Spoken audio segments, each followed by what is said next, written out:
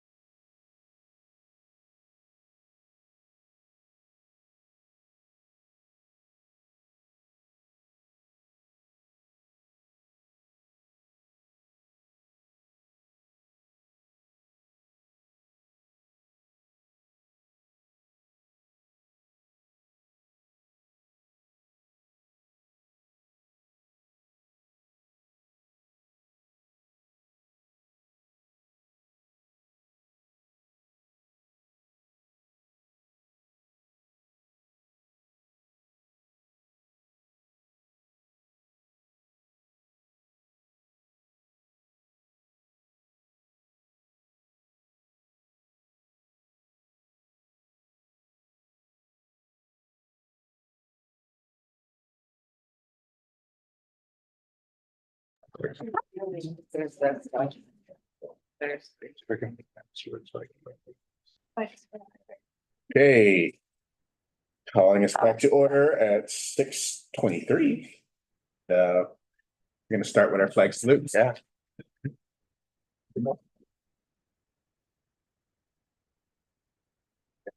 That's what we just To the flag of the United States of America and to the republic which stands one nation under God, indivisible, with liberty and justice. This was a two. Thank you. We do have a report from our closed session. During closed session, the board voted 5-0 to approve a settlement agreement between BRSSD and one student in lieu of pending litigation. And item 7, approval of the agenda and consent to some agenda. There's been no changes. So a Motion to approve. Yeah. motion to approve. Move to approve. I get a Second. second. All in favor? Aye. Right. The agenda and consent agenda is approved. Item number 8, speakers wishing to address the board. The board appreciates and supports stakeholders' input in our meetings. Engagement by members of the public in civic matters is a cornerstone of our democracy. The board has established guidelines for its meetings so that we are able to conduct the meeting effectively and efficiently. Within those guidelines, members of the public have the opportunity to address the board. To submit a question or comment, speakers are asked to complete the speaker card by the start of open session at 6:23. If you have not already done so, you may see Ms. Ellinger for a speaker card at this time. During the meeting, speakers will be called upon to make their comment. If you are addressing the board on the agenda item, we will call on you to provide your comment before the board discusses that item on the agenda. If you're addressing the board on a non-agenda item, we'll take those comments at this time. Please be aware that the provisions of the Brown Act prohibit the board from acting on or discussing non-agenda item matters at this meeting. Public comment is limited to 3 minutes per person per topic.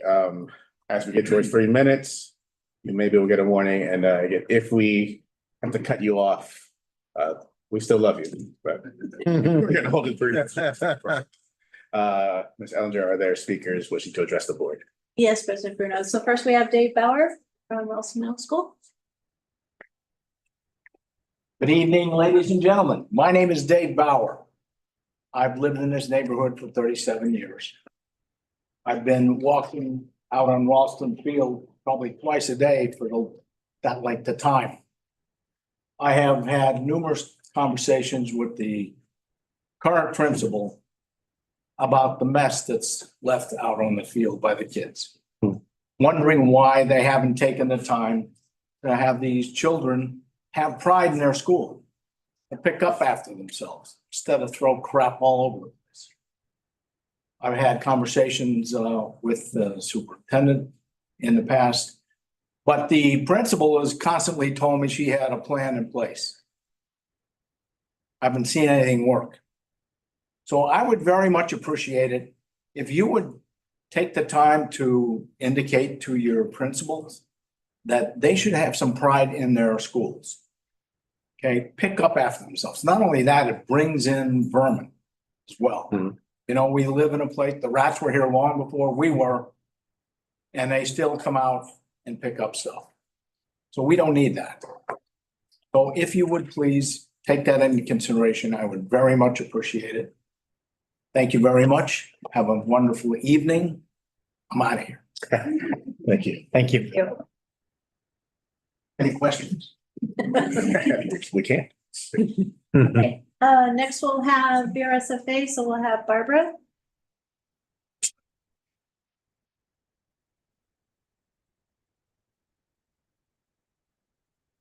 Good evening and Happy New Year. One of our goals this year is to build collaboration and partnership with the board, district, and union as we support teachers and students. As members of a union, we know our strengths lie in unity.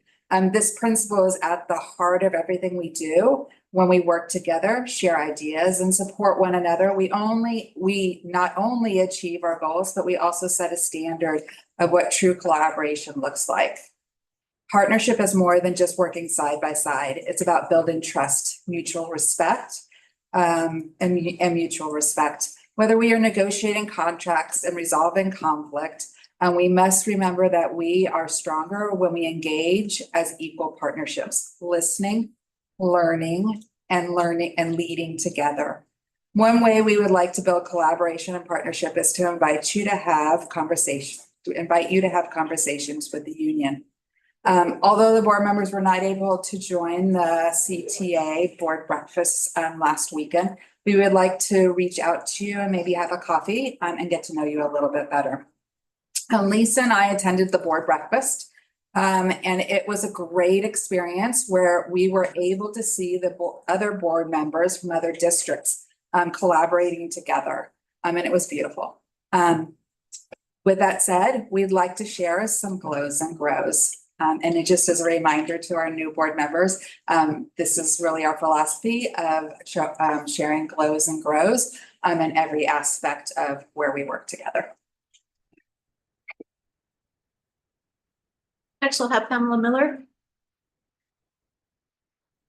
Our first glow tonight was our recent professional development day. Many of the teachers and staff gave positive feedback about the January professional development. Beginning back in October, we worked together with the district office to plan the day.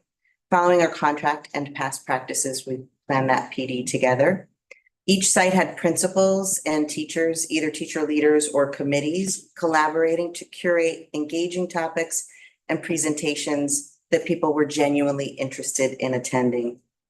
Ralston hosted the Stanford AI group that I think was here last month. They led conversations about AI, engaging conversations, taught us some new platforms and how to use it effectively in the classroom and ethically in the classroom. It helped teachers feel more comfortable with this new technology. Fox and Cipriani continued to work together, work that they had begun as a site level, diving deeper into Writer's Workshop. One of the main focuses was small groups with teachers sharing resources and best practices. They included dedicated work time to explore units and even set up a portable printer so they could prepare materials on the spot. So it was very valuable time. Nesbitt hosted Playworks. I think you guys are familiar with Playworks. They had great feedback. The PD was interactive, included new strategies learned for inside and outside the classroom. And it was a great day of engaging learning. Thank you. And finally, we'll have Lisa Fahey. So not only with those PDs, but Redwood Shores also did academic discourse, which Dan actually joined and helped lead the first part of our day. Staff participated in activities and discussed focusing on getting students to engage in rigorous conversation about content. We were able to add new resources and ideas to our toolbox to have these conversations effectively in the classroom. These accomplishments remind us what we can achieve when we embrace partnership, not just within our union, but also with employers, community leaders, and other stakeholders. We must remain committed to dialogue and to finding common ground and pushing forward even when challenges arise. We'd like to share a grow now. As we work together for the needs of our students, we would like to keep in mind that we encourage you to reach out to members to get their input. In recent years, we've had new curriculums that have been purchased, and in some cases, teacher input has not been gathered. We hope that we strive to work collaboratively, so we are also getting input. We're also able to give input and feedback before purchasing and then adopting curriculum wide. And as we strive to work collaboratively together, collaboration does not mean we will always agree. Healthy debate and diverse perspectives are essential to innovation and progress. What matters most is that we approach every interaction with a shared purpose and a commitment to the greatest good of our teachers and students. As we look ahead, I urge each of us to recommit to the spirit of collaboration. Let's strengthen our relationships, build bridges where there are divides, and engage the that every member's voice is heard. Together, we can face any challenge and achieve extraordinary things. And I truly believe that. Thank you for your dedication, your hard work, and your unwavering belief in the power of unity. We look forward to continuing this journey with all of you as we work together to build stronger, more connections, and more equitable future for all. Thank you for your time, and we look forward to more conversations. Thank And you. we'll see you again next month. Thank you. Thank you. And that's all the speakers.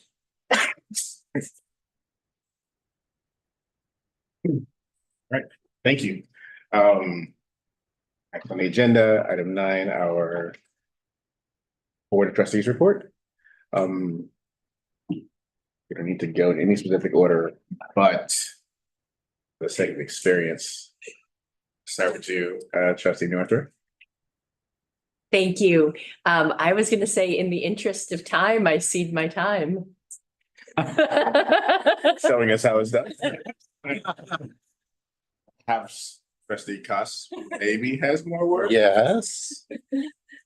So two things. One is I had the pleasure to join Superintendent DeGuara in some of the recent student chats at the schools. So I was able to go to the Cipriani, Fox, and Ralston ones.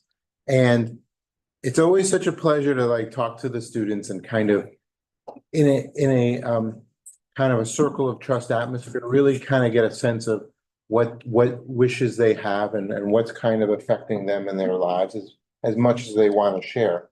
And I thought they were very forthcoming. It was I appreciate all the principals that provided the representative group.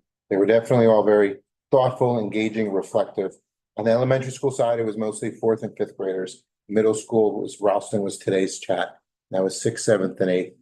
And the questions were very interesting. Some of them were like, how can I be myself in school? Do I agree, strongly agree, disagree, strongly disagree? Other ones were like, do I find the work, you know, and not entertaining? Do I find makes me think? Thank you. Does the work make me think at school? And for both of those answers, it was overwhelmingly yes. But the answers within that was very interesting, ranging from math is too easy. I wish my teachers knew that math is too easy. To I would like to do a little bit more, to just general questions about why certain units are the way they are today at Ralston. There was a question of, if everybody doesn't like dance, then why do we need to have it as a PE unit? Everyone agrees that, oh, I wish, you know, and so, well, it's an interesting topic. But it's just that they were very forthcoming, and and it's just great to see the engagement and light. And one of the biggest things that came across was that the impact and the positive impact that teachers have, and that teachers really, they know that teachers really care about them, and that you're making a special mark, and that really does influence whether they feel the school environment is right for them, and if they're feeling valued and respected in the school environment. So I just want to pass that on to the community, and I encourage the rest of the trustees, if you can, to try to go to some of the remaining student chats. I think it was wonderful, and I thank Superintendent DeGuara for the thought-provoking questions to kind of get them to think about it. And then lastly, I would just say that Reading Power, sorry, it's not Reading Power anymore. I was going to Readathon is tomorrow, starts tomorrow for 2 weeks. And it's one of and I'm the Nesbitt chair of that, and I did that before the board, and it's really kind of helps me. I love literacy. I think it's the key foundation for student success. And I also love that it's one of our biggest fundraisers. It raises somewhere around $250,000 for School Force to help with their annual commitment, which then obviously feeds right back into people's and programs for the student sites. So every dollar donated goes right back to our students directly. And so I just would like to encourage not only the students, please, continue to read, continue to build up those moments, but please also don't forget that it is a fundraiser.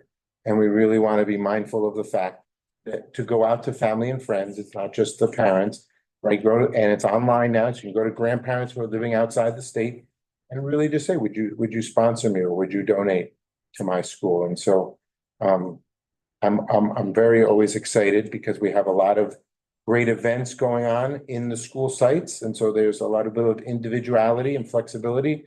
But in the end, we really hope to continue to raise about 10% of our annual needs. So that's impressive. So thanks to the community for that. That starts tomorrow. Thank you. Trustee Day. Yeah, I do have something to share. Thank you. So I just wanted to share that I have just finished the part 1 of 5 parts of the Masters in Governments training. I just wanted to share that I felt like it was very important training, and I felt like I really got a lot out of it. It was a good kind of mix of people who were new to being on a school board and people who had quite a bit of experience. And also there was one person that was close by in a different district, so I was able to reach out to her. And so excited to kind of have some other experience from other boards as well. So Thank you. thank you. Trustee Tang. Yeah, thank you. I just wanted to express my real admiration for Sandpiper and their entire robotics community. I had the pleasure of going to their robotics tournament this past December, and it was incredible. You had students from all across the Bay Area going there, competing, creating these enormous giant robot things that threw balls into box. It was very impressive. I would not be able to do it, and I appreciate the district. Well, I would be able to do it with a great deal of work, which these kids obviously do.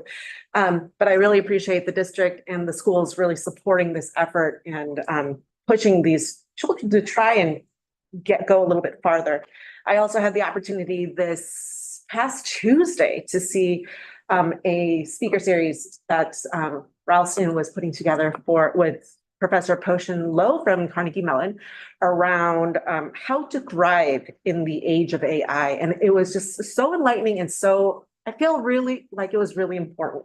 So I appreciate the district supporting these programs and being able to make it available, not just for the kids, because he spoke to the kids as well that day, but also the parents at night. It was wonderful. Thank you.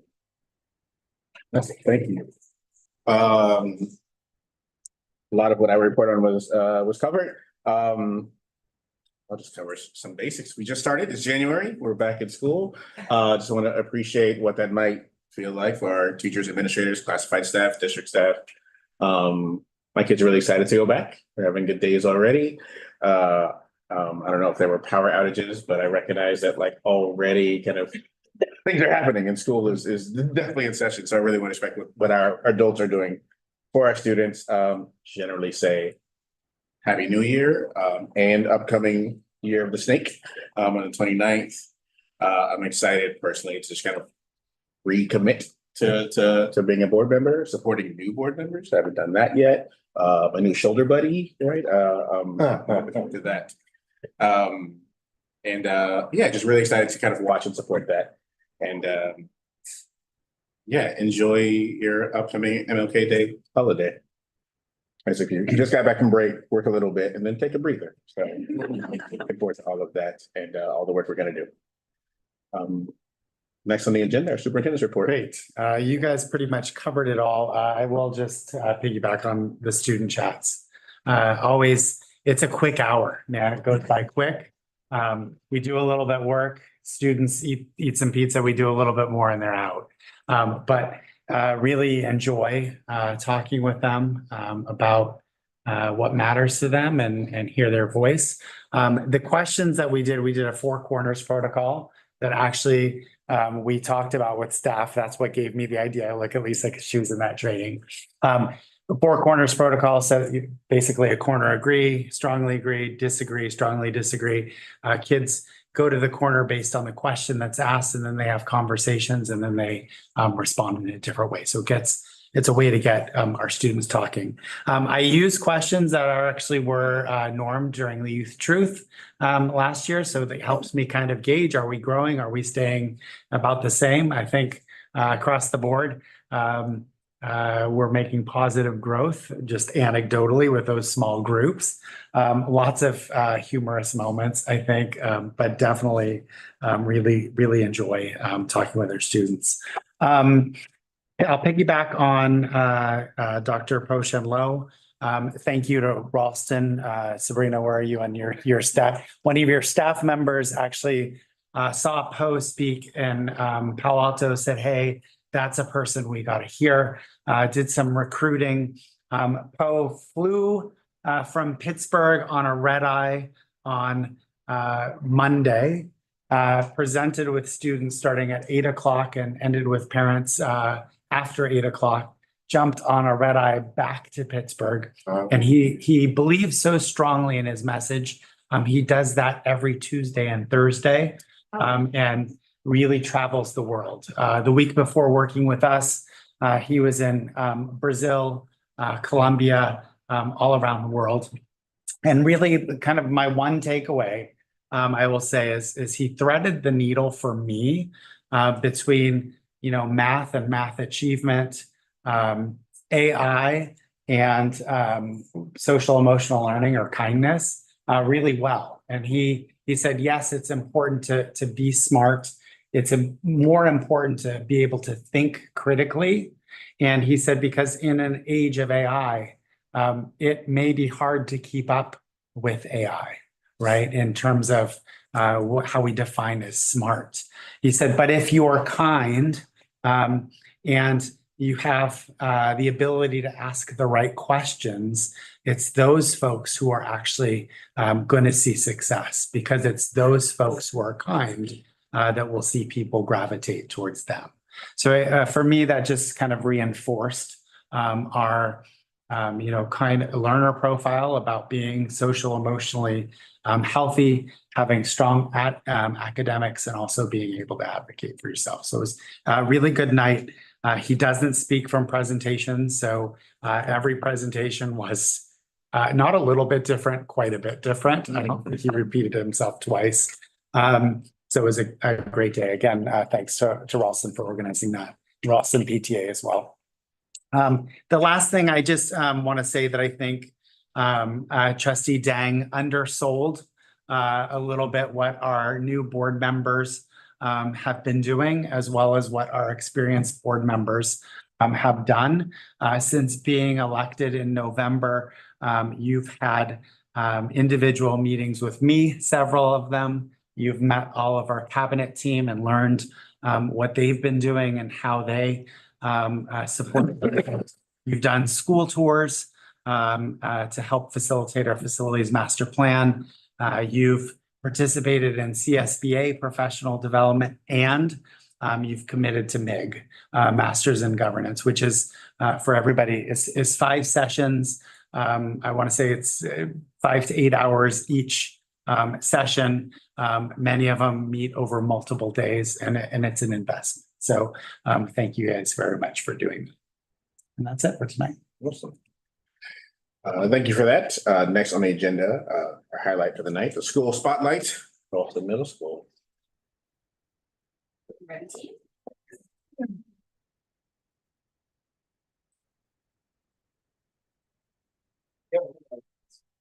Can you have the turn off there? You want us to drive it? And then just slip it on. Sounds good. Yeah. Right. Well, thank you for having us tonight.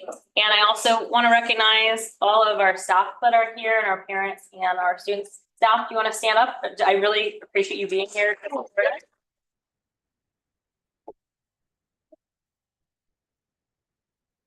to positively share that I heard through the grapevine that the RSFA made a really nice attempt to have staff come and support us tonight. So I want to thank you for that and being here for our presentation. Tonight, we're going to highlight a lot of different things. I think many of you have seen our presentations in the past. We have a lot of different things we shared. We tried to pare it down this year to mostly new things that we're doing this year. And so you'll see pictures, and we have some students here that are going to share some of the things that they have been working on. So we won't hit everything. And I know we have lots of great programs coming from a lot of the folks sitting here in the audience that we aren't going to highlight, but these are some of our new things for this year. Slide it on. That would help. There you go. At her computer. There you There we go. go. Nope, too far. Spoiler alert.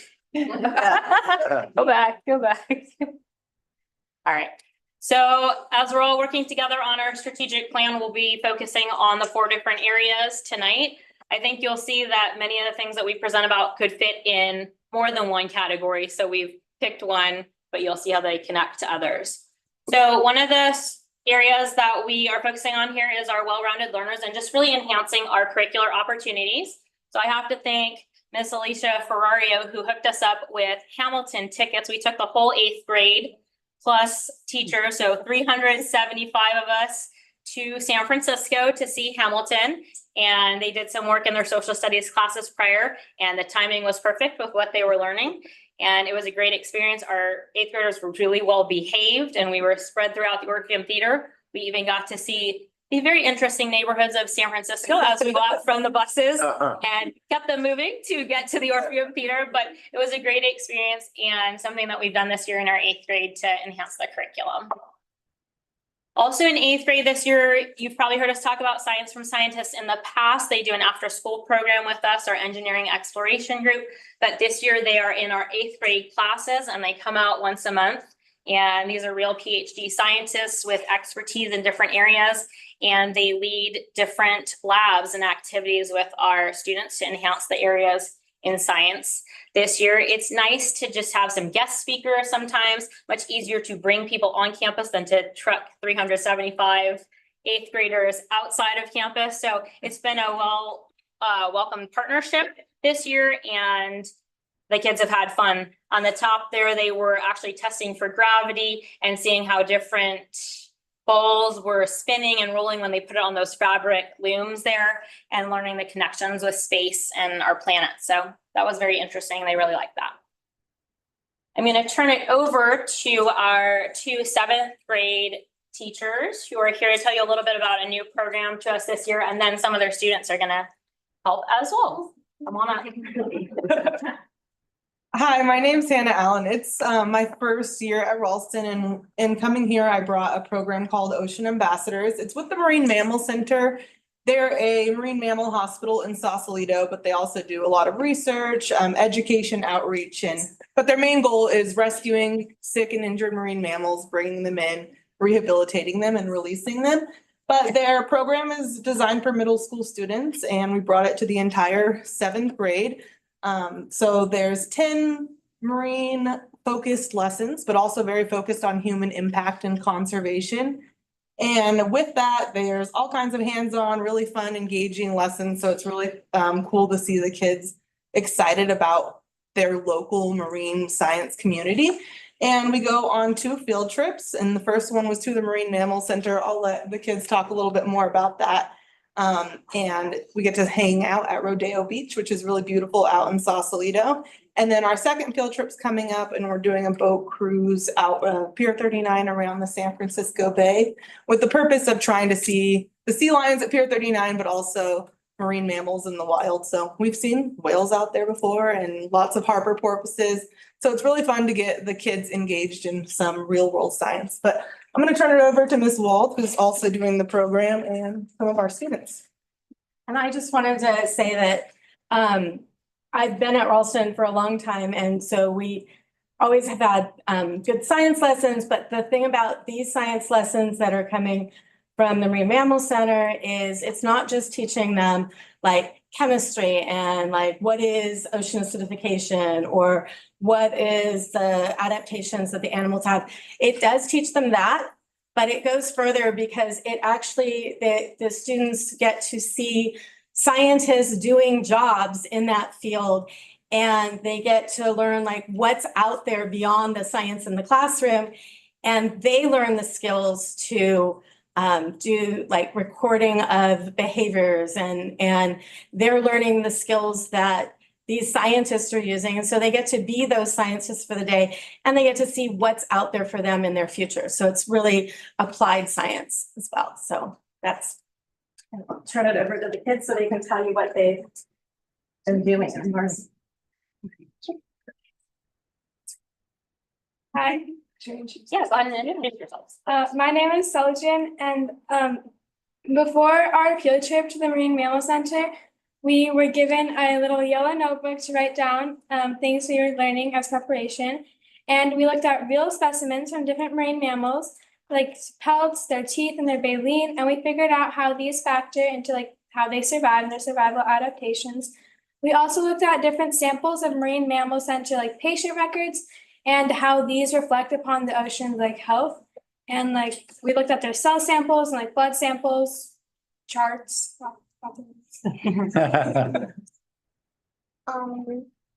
I'm a Roxy, and during the field trip, we got to look at the Marine Mammal Center's actual headquarters. We got to see the jobs they had and how they operated. We got to see where they prepared the food, where they treated their patients, and where they helped them rehabilitate. We also got to see how they rescued the animals and how, like, what materials they rescued them. We went down to Rodeo Beach and we got to see a whale skeleton and its baleen.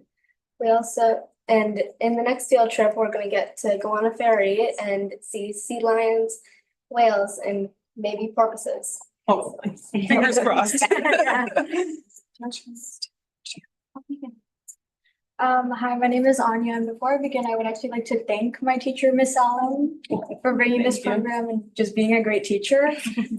So currently we are working on a project that's going to sum up what we've done in the unit so far, which is focusing on conservation issues such as entanglement, ship strikes, and plastic in the ocean. For example, me, Seljan, and Roxy are making a dress out of plastic, and Julie as well. I'm actually wearing bottle cap, no, soda tabs that Seljan drank and made. And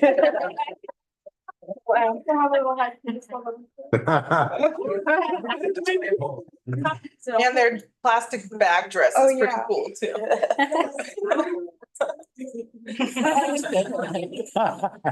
My friend Nina, she's making a comic strip about ship strikes and how it affects whales.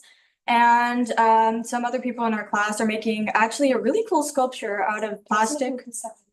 Oh yeah, and the stuffed animals out of plastic, which is of seals and other marine mammals. Some criteria that we have to focus on is the main message for conservation. 3 to 5 solutions that we have to work on and create. And of course, the artwork itself and whatever we're doing. That's a little bit about our program. And in the slide deck and the speaker's notes, there's more pictures from our albums. And you can even talk to Trustee Tang, who came on one of our field trips and took many of these pictures as well. But the students have been really positive, and we want to thank our science team and our students for participating in this project this year. Thank you. Thank you. All right, some other new opportunities that we wanted to highlight for you all. Our 6th graders are going to be going to the Rosicrucian Egyptian Museum field trip, and that is going to be in March. That's going to be a really new field trip for them and a really cool thing that they're going to be able to tie into their social study content. Our music program was able to attend the Stanford Jazz Festival this year in December. And this year, we were able to do a whole new alternate year of our STEM elective. Mr. Banker, our STEM teacher, agreed to take his STEM elective and create a whole new alternate year of STEM curriculum for our students. So if they had him in 7th grade and they liked him so much that they wanted to take him again, he created a whole new curriculum year so they could take him again. So it's a really great program, and they were excited about that. And of course, we heard about Potion Low and the assembly that we had. We had so much positive feedback from teachers and from students regarding that assembly. Our 7th grade team as well, they brought back our owl pellet dissections this year. The kids had a fabulous time diving into that. And they're actually, to even go further within this program of taking this food web idea within the ocean, they're going to be doing a squid dissection. So this is a whole new thing that Miss Wald and Miss Allen are diving into. Get the whole pun there. Yeah. And we're doing that, I believe, next week, right? Is that next week or the following week? Yeah, so they're going to be doing that for the first time. So we're excited about that. And then we also have taken our old coding elective and we sort of revamped that. And we've also taken that coding elective and also created this whole idea of a maker space as well. And we actually have a couple of students here who would like to show you some of the things that they've been doing as well. We're going to focus on the coding elective, and a little bit later, we'll tell you a little more about the makerspace. Come on. Want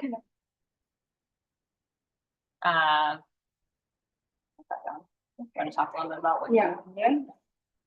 So, hi, my name is Shrishti Sarup. I'm in 8th grade, and I would like to thank Miss Adler and Miss Marty for giving me the opportunity to speak about my project. And so in coding class, we've been focusing a lot on the problem-solving process, which is basically a method to tackle problems. And we've also been working on game design using JavaScript on this platform called code.org. And I've used that platform to create an interface/game centered around Mario because I like Mario. And yeah, so there are different ways that the user can use the arrow keys to control the main player. And I've done some coordinate changing using a grid on the screen to help track movement of the game.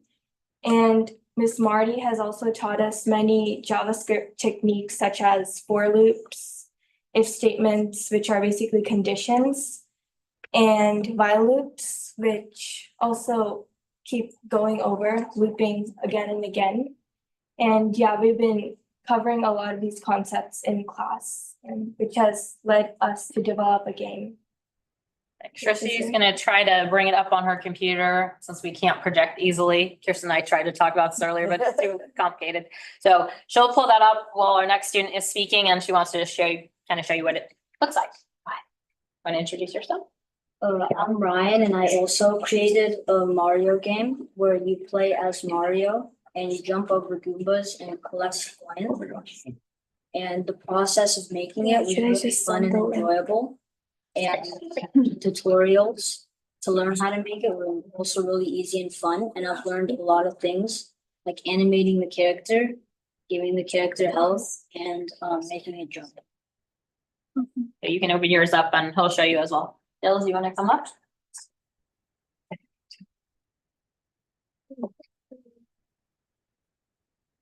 So most people did coding projects. We were also offered to do a mix of them, physical engineering and coding projects. So we made cardboard machines or scenes. We were offered choice. My group decided to make a cardboard machine, which was a naughty nice made up of the Christmas scene that we had to do. It was very interesting. It had a lot of we had to do a lot of problem solving to figure out how to make it work, and then also had to know how to do the code to run the actual machine itself. It's a very fun process and was very energizing. Ours works by having a distance sensor that you put your hand over, which will then trigger a motor to run off of a random number generator to spin a wheel and decide if you're naughty or if you're nice. So there's a lot of different projects going on. Miss Marty was hoping to join us, but she is out of the country right now. So grateful for her and her students to be able to come share a little bit tonight. It's okay, you can just show them. That's all right. The code, they were working on the programming today again. You just show them what it looks like. Pretty cool. And that you put your hand over it. It was fun. So, you want me to do it? Yeah, you I want them to. watch out for the phone pack. And you can send Miss Adler. Kirsten, are you naughty or nice? I can't decide. You do me a favor. Okay. Oh, okay.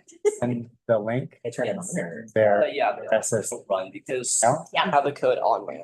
That's It doesn't download. It's the problem. Okay, great. Great. What we're gonna do is we're gonna send you links to their games so you can check them out and see them, and then you can send them an email. I know. That's awesome. Even better, like. Yes. Go. That is my work day. Yeah, but not hooked up to the code. Can I get to that big one? Oh, he's playing Mario, jumping over the Goomba and collecting coins. I've never played video games during a board meeting. I can tell. Perfect. So we'll hear those. Thank you, students, for helping us with that.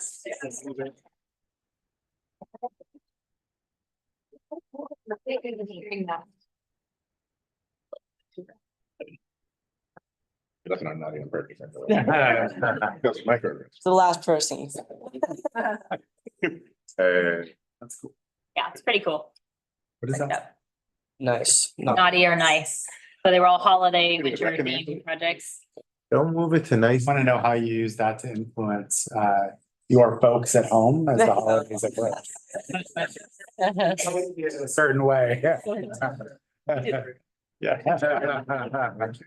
One of the ways we've been fostering belonging and inclusion this year is a new program that is called Waffles with Administrators. I couldn't come up with an alliteration to make it sound cool, but the idea is kind of fun. I had thought about what do my kids like doing on vacation, and they like making waffles when we go to the Marriott resorts, right? So I bought some of these waffle makers, and we decided this would be a great way to bring in groups of students. So we focus on about 20 to 25 students and do this on Fridays.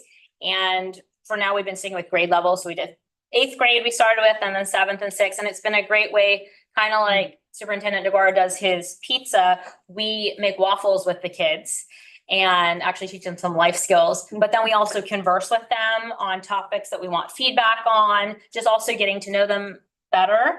And so we spend time in the kitchen together, and then we step out into the MUR and we have tables and we sit and talk to them to get feedback. And so it's a fun way for us to interact and for them to get breakfast, be on time. And we've also been able to use some of the extra materials to work with our special day class on how to make recipes and make waffles and life skills. So it's been really, really positive. It's fun. It's a pain to clean up, but we really like the program, and they like putting chocolate chips in their waffles, and we're having fun with it though. So it's something new. Good. So I'm Brittany Jolivet. I'm the 7th grade counselor at Ralston. Nice to meet you guys. It's my first year for the district, so I'm coming from the high school level. So this is a little bit different, but kind of the same, just on a different level. So we have our Black Latino Student Union Club. So for the month of September through October, we had Hispanic Heritage Month. So this is what we did, celebrating that culture. So we had somebody come in and make the kids homemade churros, which is the picture in the far upper right corner. The kids loved those. We were passing them out. We were all in our different stations across the campus at lunch, and they got their tickets and they were made sure they were in line to get them. So it was pretty cool. We also played Loteria, which is, where's the picture? I think it's on the bottom. The top and the bottom. Yeah, the top and the bottom. So that was pretty fun too. We had a lot of kids come out for that activity. And Lisa also brought in the Guatemalan worry dolls activity as well to bind up their worries and have their doll with that culture. And you tell your worry doll what's going on with your life and like keep it. So I think that's the bottom right, right in the middle. Yeah. So we actually didn't know how many students were going to come out, but we pretty much had the whole MUR filled up. We had teachers come in to help us as well and make them for the students. It was a really great activity for them and they loved it. So that is our activities that we did for Hispanic Heritage Month with our BLSU. That was every Friday. Yes. And then we're gonna do something similar for Black History Month as well. That's something we're building. Okay, I'll expand a little more on the BLSU. My name is Fayla Murray. I'm the 6th grade counselor at Ralston, also my first year with the district, and I'm having a great time with 6th grade. So as counselors, we do run the BLSU, Black and Latino Student Union. For the Hispanic Heritage Month, with Jolly just talked about, those were the events we did. We did an event every Friday for the entire month. So every week we had an event in the MUR. We're going to do something very similar this upcoming month for Black History Month in February. We have a great group of kids. So our meetings have been amazing. Our kids have a lot of great ideas. So we're going to do probably an event every week again for Black History Month to celebrate and bring awareness to the culture. We've done some really cool things already. The photo there is a group of our club. We took that at our last club meeting. This fall semester in November, we took the kids on our first field trip. We took them to Stanford University. It was awesome. The kids really enjoyed it. We broke the kids into 2 groups, so they each had a different tour guide. And the kids were really into it. They asked some great questions for the tour guide. The guides who toured the students, they were students. So they told them their experience with roommates, picking out classes, and just kind of being away from home for the first time. So it was a great experience. We normally have a club meeting once a month. We are doing a little bit more this month and then also next month, just because of the events that we have. For January, we are doing Martin Luther King Day celebration. So our kids already made a lot of posters that we hung up around campus. Tomorrow, we actually have an event at lunch. We're going to be doing some MLK Day trivia.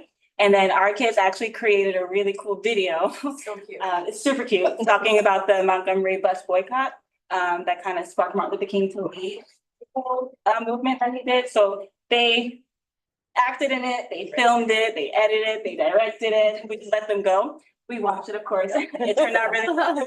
So tomorrow morning, we're actually going to share that to all the students and staff to kind of celebrate MLK Day. That will happen on Monday. And they're gonna continue with the field trips one in the spring, so the goal is kind of like Avid. We're gonna start making sure that our students are getting college tours twice a year. You guys took about 40. Yeah, or we so took students. about 40 kids over to Stanford, yeah. And then we'll do a second tour this spring semester to probably to a community college this time. So lots of other fun opportunities. Again, just always trying to keep it interesting and fun. We are gonna have our first semi-formal dance and we're gonna have dinner too with that. So the first hour is dinner, but we're getting catered and a dance for 2 hours after that. So they're gonna dress up something different. I get to talk about discipline. You know, obviously it's a part of any school. And what you're gonna see here, actually some really great data. I know I presented last year on the same topic, and I think it was Jim Howard who asked, you know, this looks great, but what did it look like in past years? Like, what do we have to compare? And in reality, last year was the first year we've been able to collect and analyze and track some of this data because we're using a new program called Swiss, which is a program out of PBIS. And so because we're doing it again this year, we are able to compare. I'm going to go through a couple of different slides here, show you some data, and then I'm going to talk about, you know, why are we seeing some of these numbers. And so what you see up here, we have minor referrals by month. In blue is last year and in red is this year. You can see substantial improvement. It's really awesome to see. Something happens in October, usually every year, but this year it was pretty good, I have to say.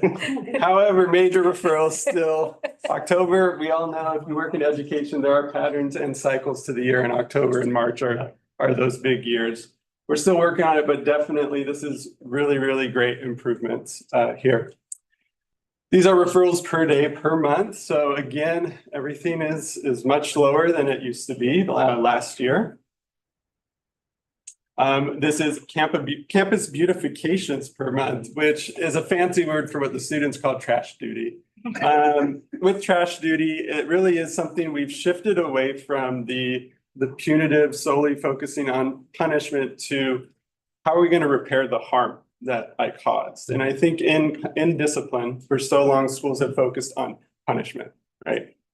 And when you shift from punishment to how do I repair the harm, you shift the student's mindset from I don't want to be punished to I don't want to cause harm. And I think that's an important distinction. When you see this data here, you are seeing just generally, you know, it's following a general trend. But what we're focusing on here is not campus beautification for any sort of infraction. It is for specifically littering, for vandalism, for gum chewing or eating in class without permission, things that are tied to, oh, I need to clean up my environment. And, you know, we made an intentional focus to tie those two things together. And what we're seeing is a much larger reduction in repeat students doing a campus beautification, which I think is showing that it's working. December did have an uptick, and I'm kind of curious to see, you know, dig into that a little more, but certainly, you know, it is still good data. A difference as well between last year and this year is our detention numbers. As you can see, they're quite a bit down there. But one big difference between last year and this year is we were running lunch detentions, and this year we're running after school detentions. The focus there really, it is kind of in line with what the state of California envisions for discipline. as well. You know, we don't want to be taking away the lunchtime that is so essential for many of our students to get their energy out. And if you're putting them in detention during lunch, you're going to cause problems later in the school day.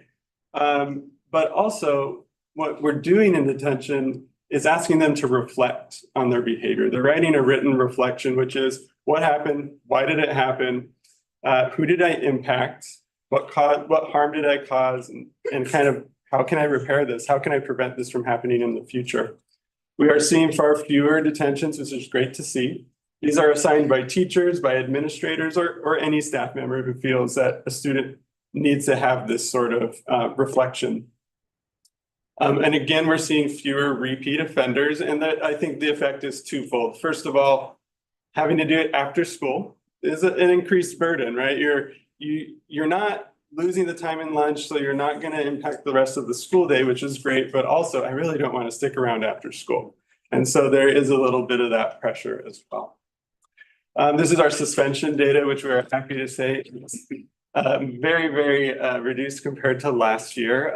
Last September was just an interesting start to the school year, but we're really seeing far fewer suspensions. We're having a lot more conversations with students about some of these extreme behaviors involving families, involving teachers, involving others who are relevant to the situation. And I think that we're getting just in general better reflection here.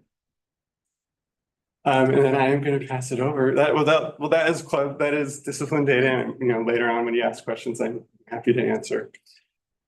As we think about community engagement, it's not just our Ralston community, but it's our partnerships with our community members and partner organizations. So Chess Club isn't new this year, but I did want to highlight the partnership with Bay Area Chess out of San Jose. We have almost 100 students on Tuesday at lunch playing chess every Tuesday. So it's been really, really popular. And then I want to give a shout out. We are doing art club this year. It's new. I tried to get this up and running last year, and finding people who will come out and work with middle schoolers at lunch in an MUR that is not super structured is challenging. So there is a company called Peopleology, and you can see Linda in the bottom right, kind of in between the students there. I called her this summer. She runs a social studies art program, and she's been at a lot of the local middle schools and elementary schools. And I said, by any chance, would you be interested in coming out once a week and doing art club for us? And that scared her at first. She said, I need to think about that. You mean super unstructured and I just planned something and we don't know how many kids are coming. And I said, yes, but I'm okay with controlled chaos.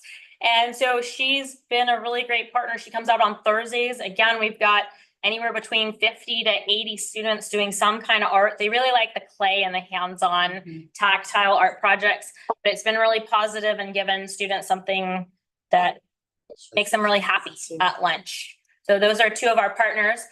We heard a little bit about Sandpiper Robotics, and we have really gotten our VEX Robotics club up and running. So it's now happening after school till about 7 p.m. on Mondays and Wednesdays. Really parent driven.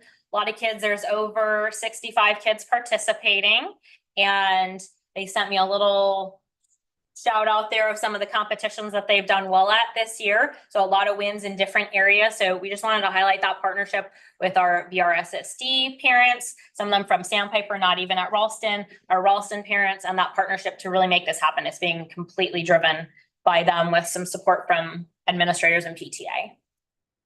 We also have our new Ralston Maker Club and Makerspace, and I'm going to have those students come up and tell you a little bit about the different stations in one of their favorite places to hang out on Fridays and actually other days too. Come on up. Hello, board. Good evening. My name is Nora, and these are my friends Elise and Ben. We are some of the lead people in this Ralston Maker Club, along with Miss Marty and some of our friends who couldn't be present tonight. So we come in pretty much every lunch and snack during the week, and we've been making projects mainly on our Cricut machine, but we also have some guys doing the 3D printing, which has been really fun to watch. And yeah, so unfortunately I forgot to bring some of our project examples, but Want to talk about what some of those are? So we usually do a lot of projects based on holidays and what people celebrate and what they want. So we've done Christmas cards and holiday cards for the holidays. We didn't do anything for New Year's. We did boograms on Halloween, which is kind of related to Valentine's Day Teddy grams or whatever you call them, where you take a lollipop and we set up some like spider decorations. We like stuck the lollipops in them, and we set up a delivering service thing where you could buy a ticket for one of them and then get it received to you on or delivered to you on Halloween. We are currently working on Valentine's Day cards, and we are planning to make bouquets for Mother's Day by printing out flowers and putting them together. I think we are trying to do something for Easter, maybe. I think. And maybe something for we do birthday cards too. And some of our stuff, including for the 3D printing, we did we made these duck keychains, which had legs that go up and down. It was interesting design. Yeah. And so we sell a lot of these items. Either we have a like a little booth outside our classroom where we take in people and like sell it to students, or we have a online store that goes, the PBIS rewards store, that uses like, when you do something good, you get a point and you can spend them. So we'll sell our stuff on that store too. We are also planning to branch out to other mediums such as pups, vinyl, other stickers, and other mediums. We wanted to hear some feedback from the parent community and board if any of your children would be interested in these types of what's been called projects. Thank you. Thank you. Some of our other clubs and groups, we've got the green team supported by Wen Gao, who is not a Ralston parent currently, but we'll probably have another student coming next year from Sandpiper, and Jenny Wong, who's one of our current parents, and they're partnering with one of the Girl Scout troops. We've got our math counts, which that started with a junior from Aragon reaching out to me. Could they run math counts? And they've done really well. They've won the chapter competition and competed at the state level. So that's now being run by the student's father, because she's off at college now. But he had so much fun with it, so he's running it now. We are starting Science Olympiad this year, so they are competing. That is a series of 15 different competitions in different areas of science that they're tested. So we have so many kids that are competing to compete, and that's coming up. They design all sorts of different things. And then on January 25th, we are participating in our first ever global game jam. This is being run by Miss Marty all day on Saturday, the 25th, where students come and partner and design video games and compete. So we're hoping to actually expand this to the other middle schools to participate next year, but are starting a little smaller, but we've done this in other districts. So a lot of different interesting things. These are our newer things this year. We still have other clubs and groups. All right, some of our PTA community building things that we're doing. Our wonderful PTA just spoils us rotten. Thank you very much. And some of the things that they've done for us this year is they've provided us our back to school barbecues, our parents' night out with our 6th grade night out at the Doghouse, and then our 7th and 8th grade night at the Devil's Canyon Brewery. They've also helped us with our SPCA donation drive that we've had at our school. And there's a picture there in the upper right-hand corner. They actually brought a dog for the kids to come and pet to just get their interest. And we've had a lot of donations. They're still coming in as we speak. We have our wonderful science fair mentors that are helping our kids to get involved in the science fair. We have a couple of WhatsApp groups for our parents to be a part of, just to kind of touch base with each other and have similar interests. Our Ruby Bridges walk and roll to school. And then of course, our friend again, Potion Low, he's just been such an influence on all of us this week. He keeps showing up. And then our business fair that's coming in May. That'll be new, following the steps of Fox. Here's some pictures of some things that we've been doing for our staff, students, and families. We had a cookie drive or a cookie exchange that our PTA set up for our staff. We had, I don't know, so many cookies, and they provided our staff with boxes to come in and choose their own cookies to take home for themselves and for their families. It was amazing. They provide us, you know, during different celebrations, they always give us something really cool and fun to take home with us and our families, you know, the Halloween stuff over on the right. They provided us, of course, with the AI information. And then, of course, investing in our staff. We provide our staff with treats and lunches and social events. We take our staff bowling every year. It's something fun that we do in December. Some of our staff got new Mac computers this year. I'm very happy about that. We had our really great AI PD this year, and our SEL, our social emotional learning PD this year as well. We got to do some really cool subject specific PD conferences earlier this year. I got to go to the PE one, which was actually really neat. And also some of our staff got to go do some collaboration with some Carlmont staff, which was extremely helpful for our staff to see where our kids need to be by the time they leave Ralston, which was extremely helpful.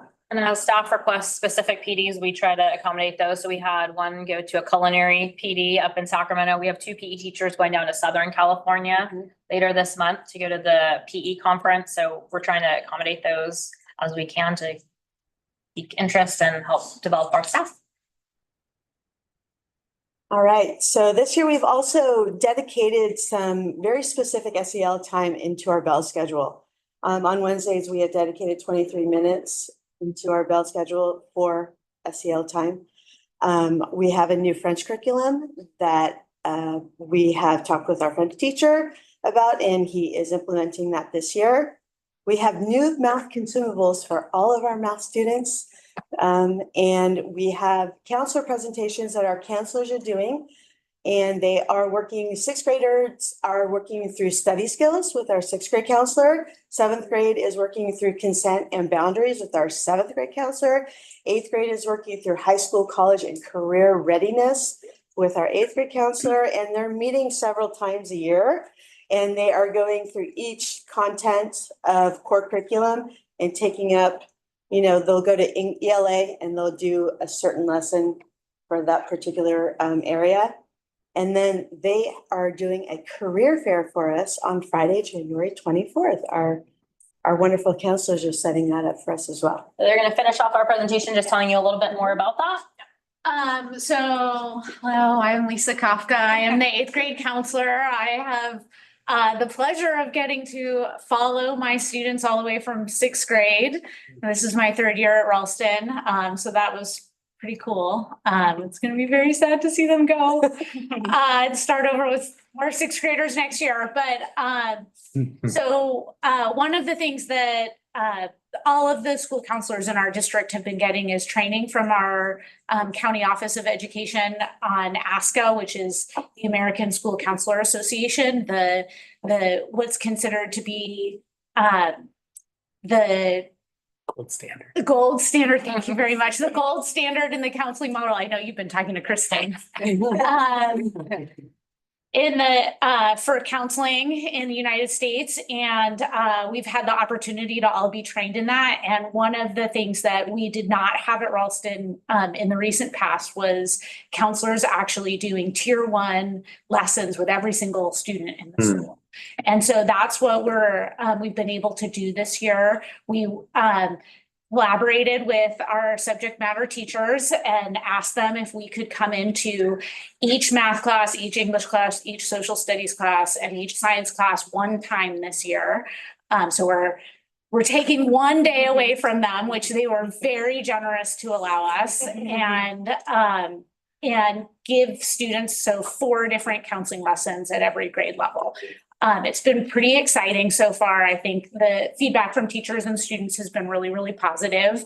And we decided to really focus on the skills that we thought the kids at each grade level need. So in sixth grade, we're really looking at what does it take to be a successful middle schooler? How do you study for tests? How do you make flashcards? What happens when you have a math test? What should you do, right? And these are things that we don't necessarily have the opportunity to like give students these, you know, the kind of soft skills that they need, not just the content, but how to be a successful student. And in seventh grade, as we know, at that point, many students feel like we need to remind them, you know, like keep your hands to yourself. So we've been talking a lot, but more above the kindergarten level at the, you know, what is consent? What are boundaries? How do you honor that in other people? And then in eighth grade, I've really been focusing on what does high school look like? And the students got to my last lesson, they created their own 4-year plan. What classes might they like to take when they're in high school? And we took a look at what is the Carl Mott, we took a look at their course catalog and we talked about what are AP classes and why would you want to take an AP class and what are the advantages and things like that. And I think the students are kind of minds blown in some ways at like learning these skills really in a very solid across the board way. So it's been pretty exciting, and it is following the ASCA model that we're making sure that every single student gets to see their counselor and know what kind of skills they're going to need as they get older. Next week, we're doing our third lesson, and all of us are doing a career lesson, which will culminate in our career fair, which is going to be a week from tomorrow. They will have the opportunity to start really exploring some careers. And I loved hearing our science lesson, you know, that students will have the opportunity even to, if they've really enjoyed learning about these different ways to be a scientist, what kind of personalities and what kind of job skills does it take to be a scientist, and what are the jobs that are out there. So yeah, it's pretty exciting. Thank you. So again, thank you so much to all of our staff, to our parents, to our students. Way to go, everyone. We're doing a great job, and I really appreciate the effort and the shared leadership at Ralston. So thank you for having us tonight.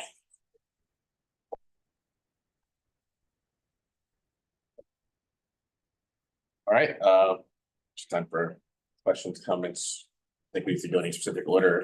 I think, Do you have questions for the kids before they take off, or is just stuff? Thank you. Thank you. Sharing with, all right. Thank you, students and parents, for bringing them. We really appreciate it. I like the jewelry, that's like good. I would have bought one right now. Yeah. But it might be harmful, like oh, you would ruin it. Funny thing with them. All right. Good. Okay. Keep moving your hand. Go for it. Yes, get us started.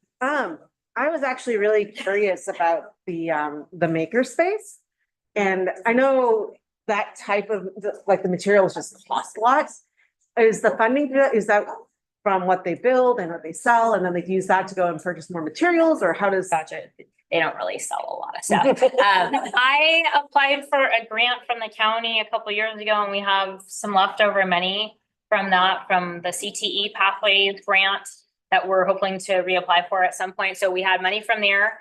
We've got our generous school force that gives $20,000 towards electives and other supplies. So it overlaps with some of our electives as well. And then I just allocate money from the budget. I think my staff will tell you, generally anything they need, I will find a way to fund it, even if I have to bake myself and sell cupcakes.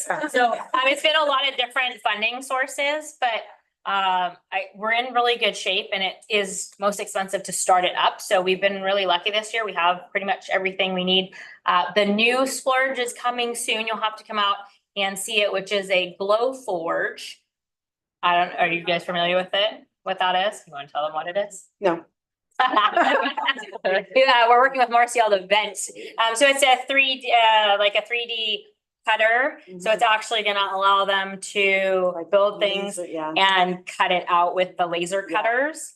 So it's gonna be really, really cool. It has to have special venting that goes out through the window. So we're working with facilities on that. It's gonna be put into that room, but we've been thoughtful about where it goes to make sure. I know. I'm looking at this. No, it's gonna be, the students are really gonna like it.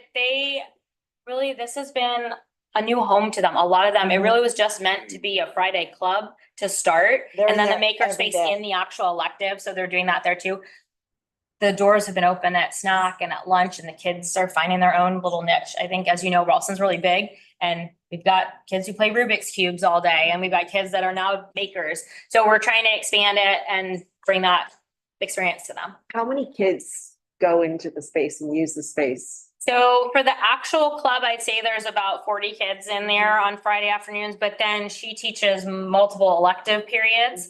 And then she also teaches wheel. One of the things she's doing is also trying to support our curricular teachers. So she was using something called a Makey kit. I'm not sure if you're familiar with it. And the kids built body systems, which is something they do in 6th grade science.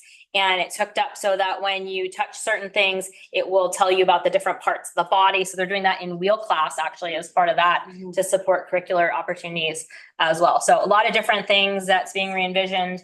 And this is a new teacher to our district, but she was really interested in computer science and CTE pathways. So it's something we're gonna hopefully start building out with the high school. She's using Hummingbird, she's using microbits, she's using, Lego spikes, she's using a lot of things. So a lot of different things that kids can just do different things. And so even during lunch, there's different stations. Again, controlled chaos. That's pretty much the theme of Ralston. I have more questions. Other people. No, go ahead.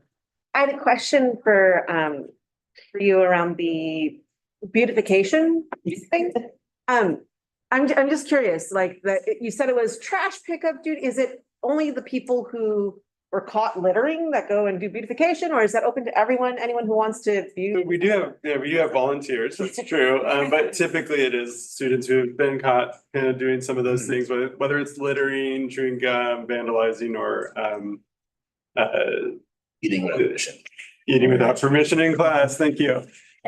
So yeah, it is generally those, but we do have the occasional volunteer who just, can I help pick up? And that's really great to see. We'll give PBS points and golden tickets and things like that if you choose to do And the that. Girl Scout troop is partnering with us for their Silver Award project for a sustainable clean campus initiative. You guys met my neighbor friend this evening. We are working on that and have some plans and making that long-term as well. How's that? The gentleman who spoke earlier. Trustees, questions? I didn't have any questions, no. That was great. I had some questions. Sir. All right. I made a lot of good notes. Great presentation. Thank you for all the time. Great to see the kids, for sure. That always makes my, when they're so passionate. With the new opportunities, you talked about the Marine Mammal Institute. So I guess that kind of falls under curriculum, but then also revamping electives. Can you walk us through like what's the time frame or the lead time to kind of create this? I can tell a lot of hard work goes into it. Can't be easy to implement. So like, what's the process for teachers to propose these opportunities or students to maybe reevaluate electives that might or might not be working? Like, can you walk? Yeah, we look Yeah, year I to mean, year. Yeah, with the Marine Mammal Institute, with Hannah joining us this year, she actually brought the program with her. They don't take a lot of new schools on, so they like her so much. They actually took us with her, which was really great. So They didn't know it was 400 kids. yeah. Yeah.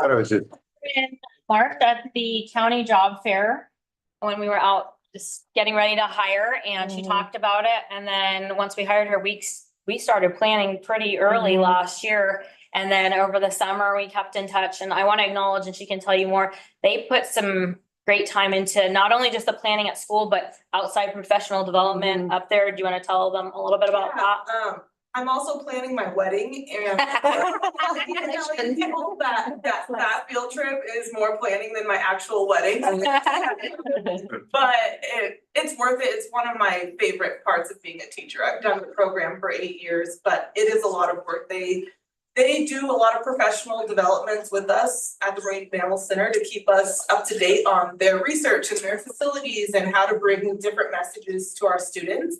But coordinating 400 students and 40 teachers and parent volunteers is a lot, and booking buses and there's a lot of things, lunches and all small details that you don't think of, but it's worth it when the kids are excited. I mean, I wanted to cry when those 3 kids were talking because I couldn't have said it better. Like the things that they had to say about what they're learning and how passionate they are in those earrings. That speaks for itself, and that's when you feel like, okay, all of this work is worth it when the kids take that away. So typically it takes months to a year. We'll look at our elective signups for next year and look at the numbers we always do every year and say, that wasn't really popular. Does it really make sense? Especially we have so many variations in our master schedule. We saw the need we're not moving about 13% of our students with their ELA. So this year we offered a new 7th grade intervention ELA class that was smaller.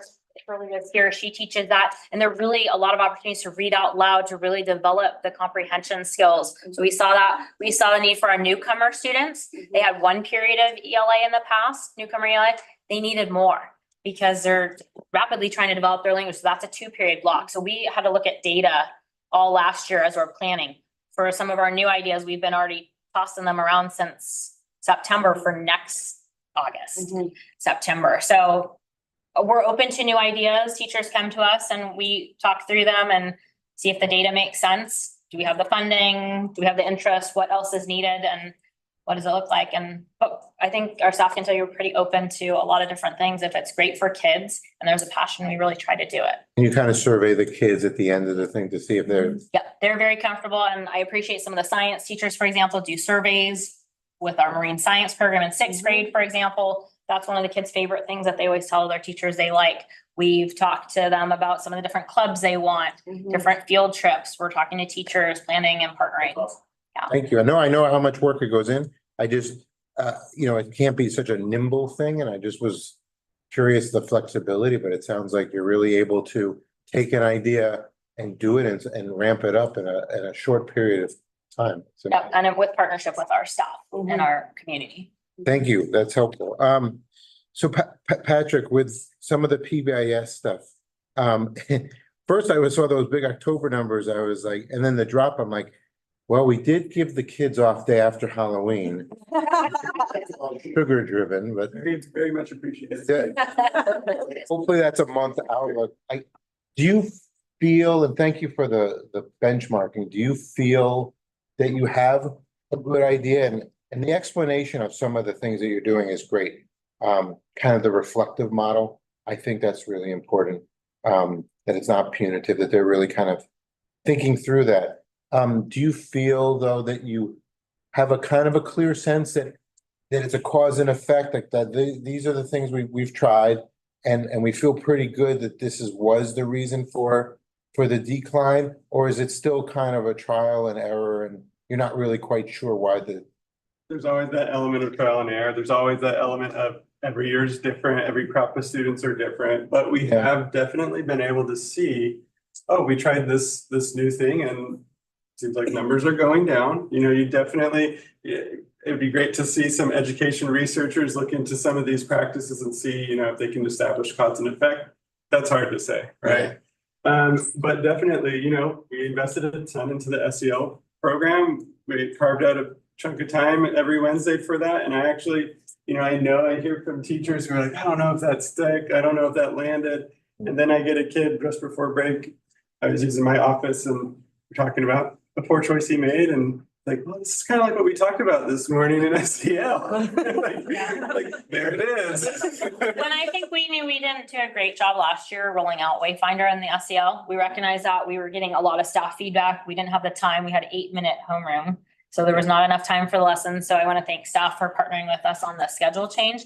And then what we're doing differently this year is every staff meeting or grade level meeting, we are taking part of that time to look at the upcoming 2 lessons. And we do it together, we problem solve, we get materials so that we're spending the time together in our grade level teams to prepare them for those lessons. And so that everybody's actually doing them because we put the time into giving it to them during our day. They have that, and we've thought ahead, and we work with the counselors and we modify some of them. If we go, our kids are never going to do that, let's come up with an alternative that fits. And we've designed slides to make it easy. And we go through the activities and fishbowl it and do a lot of them. And that's been really appreciated by our staff based on feedback. I mean, it sounds like it's more like organic versus like the kid just thinks, oh, it's a lesson. It's kind of, it seems like you're also getting the feedback through different touch points, that it's kind of just gradually assimilating, like, you know, through osmosis maybe, into the kid, but, you know, versus like, oh gosh, that was an official lesson, right? Which is the way I think we probably wanted to hopefully disseminate to them. For some, probably. Yeah. For some of them, yeah. I mean, let's be honest, we're in our 4th year out of COVID, right? Yeah. We're hopefully starting to see the effects of being back to somewhat of a normal, you know, of being out of COVID. That really hurt them. Yeah. It made it difficult for them to come back. So we're seeing a little more of normal now. Oh, thank you so much. Thank you for your hard work. I just wanted to appreciate Ms. Adler and all of the great counseling team and administrative team and all of the teachers and staff. I think this is the 7th year that I've had a child at Ralston. And it keeps getting better and better. So thank you so much. And I know that's thanks to Ms. Adler's leadership and also the teachers and staff who have been there for a long time, as well as new teachers and staff coming and bringing their passions as well. And so thank you. Yeah, I don't have any questions. Thank you. Very detailed presentation. Hear from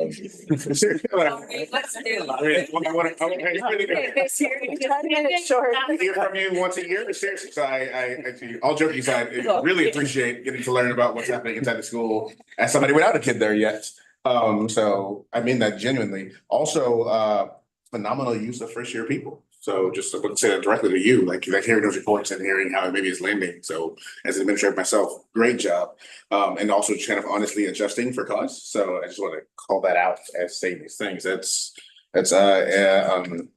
not easy, or maybe it is for you, but I see it. And I want to call that out. It's awesome. 2 maybe simple ones. You mentioned new French curriculum. I'm just curious, like, do they like it? They're just starting to get used to it. So we'll tell you more once we've used it a little bit longer. And then the other one is you gave us some kind of great details on the PBIS. And I'm curious if you track, I want to say this kind of as cautiously as possible, but like if you track who's doing the referrals and like how do you support if there's kind of repeat offenders in that regard, like same teacher maybe simply. Yeah, we do. We, you know, a lot of times we'll know those kids, obviously. We sometimes know them very, very well. But yeah, we track that data. Those are the ones where you know the parents, you know the teaching staff. Are you saying the teachers? I'm talking about the teachers actually. Yes. Yeah. I think also one of the things we saw very recently from the PBS committee's TFI, their analysis is one of the areas we got a 0 on was, are we recognizing staff for what they're doing? So one of the ways that we just started, and I think it's a more objective way of doing it, is we hand out golden tickets for demonstrating RAMS values, the teachers do and the staff.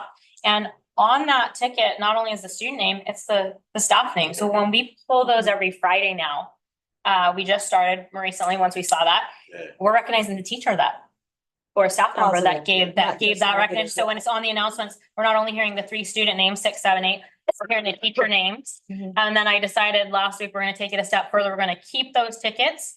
And once a month, I'm going to draw one and we're going to do a little gift card for one of the teachers that's pulled. So I think that was something that was an eye opener for us.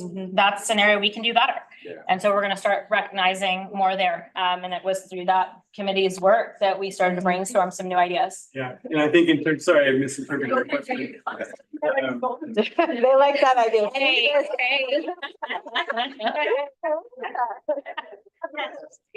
In terms of like repeat student, repeat teacher, all Yeah. of that, I do think at a certain point, you have to have that conversation of let's not keep beating our head against the wall. We need to approach this in a different way. Right. Yeah. And encouraging the restorative discipline, encouraging this kind of a creative approach. Yeah. It's really easy. The old kind of punishment model of one size fits all, doesn't matter what you did, this is what you're getting.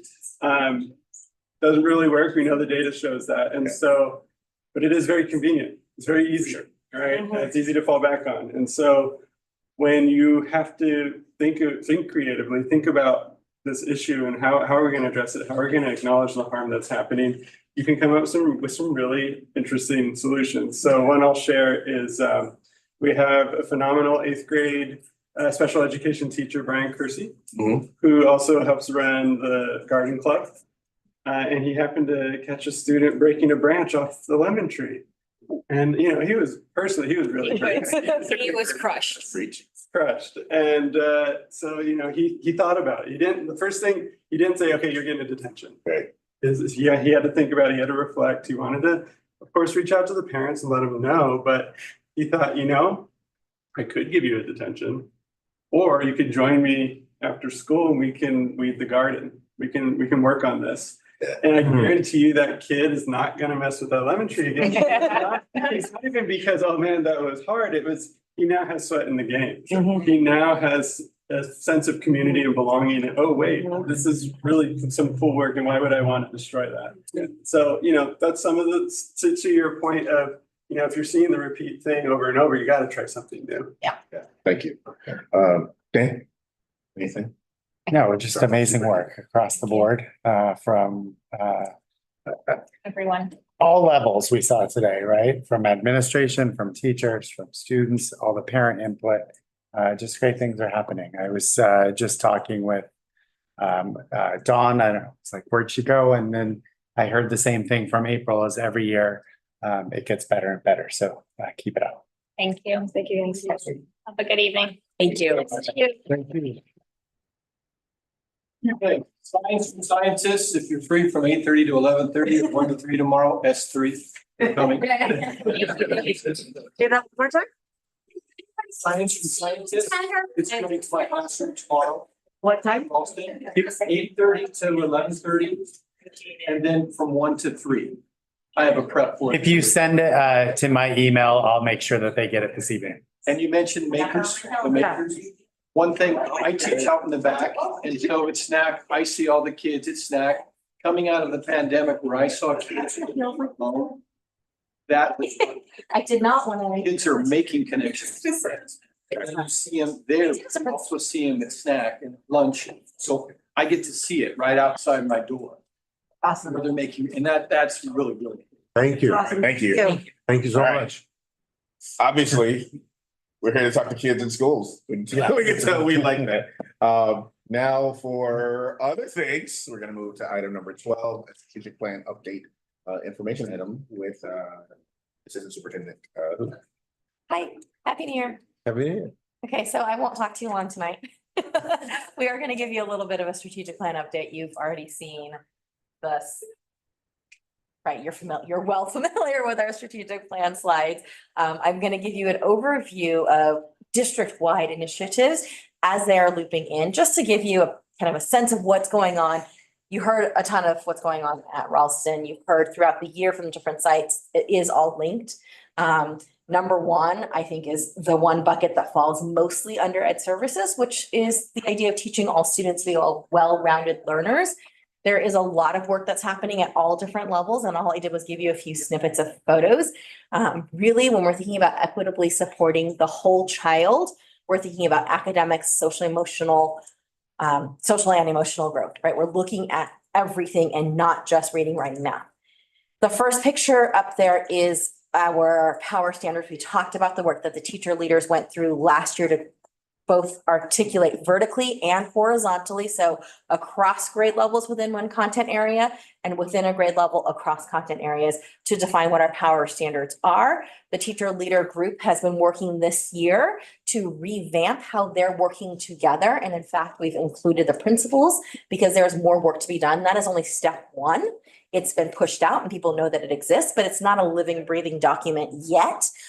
There's work to be done. And one of the pieces is how are we utilizing our teacher leaders and principals collaboratively, collectively to really refine the scope and sequence of our power standards, but also get feedback from the reality of what's happening in the classrooms, what needs to be adjusted, because it is something that we can identify what's important, but we also need to then say, hey, how's this actually working in reality? You have 3 separate music teachers shown up there because as part of our work, developing the whole child is also the arts. We utilized a lot of our time last year working with our Prop 28 steering committee to determine how we wanted to spend the money. And our community was pretty loud and clear. They wanted more music. So we were able to hire 3 additional music teachers with the combination of school force dollars and our own local dollars in Prop 28. So you've got Mr. Matthew on the right-hand side, you've got Mr. Wong in the middle, and then Mrs. Gallagher, who is on the left. These are our 3 brand new hires. They teach instrumental music, and then we are able to bring a weekly music class into every classroom all the way down to TK. I did round 2 of all of their formal observations today, and the kids are so happy. Every time I walk into one of their primary classrooms, I cannot tell you how many kudos I get. Oh my goodness, we love Teacher Matthew. Oh my goodness, we love Mr. Wong. Like, people just cannot stop praising them. They're amazing. If you're visiting schools, I would highly recommend you look for one of the primary music classrooms. The second piece of the strategic plan that falls really nicely into ed services in terms of the instructional component of my world is fostering belonging and inclusion.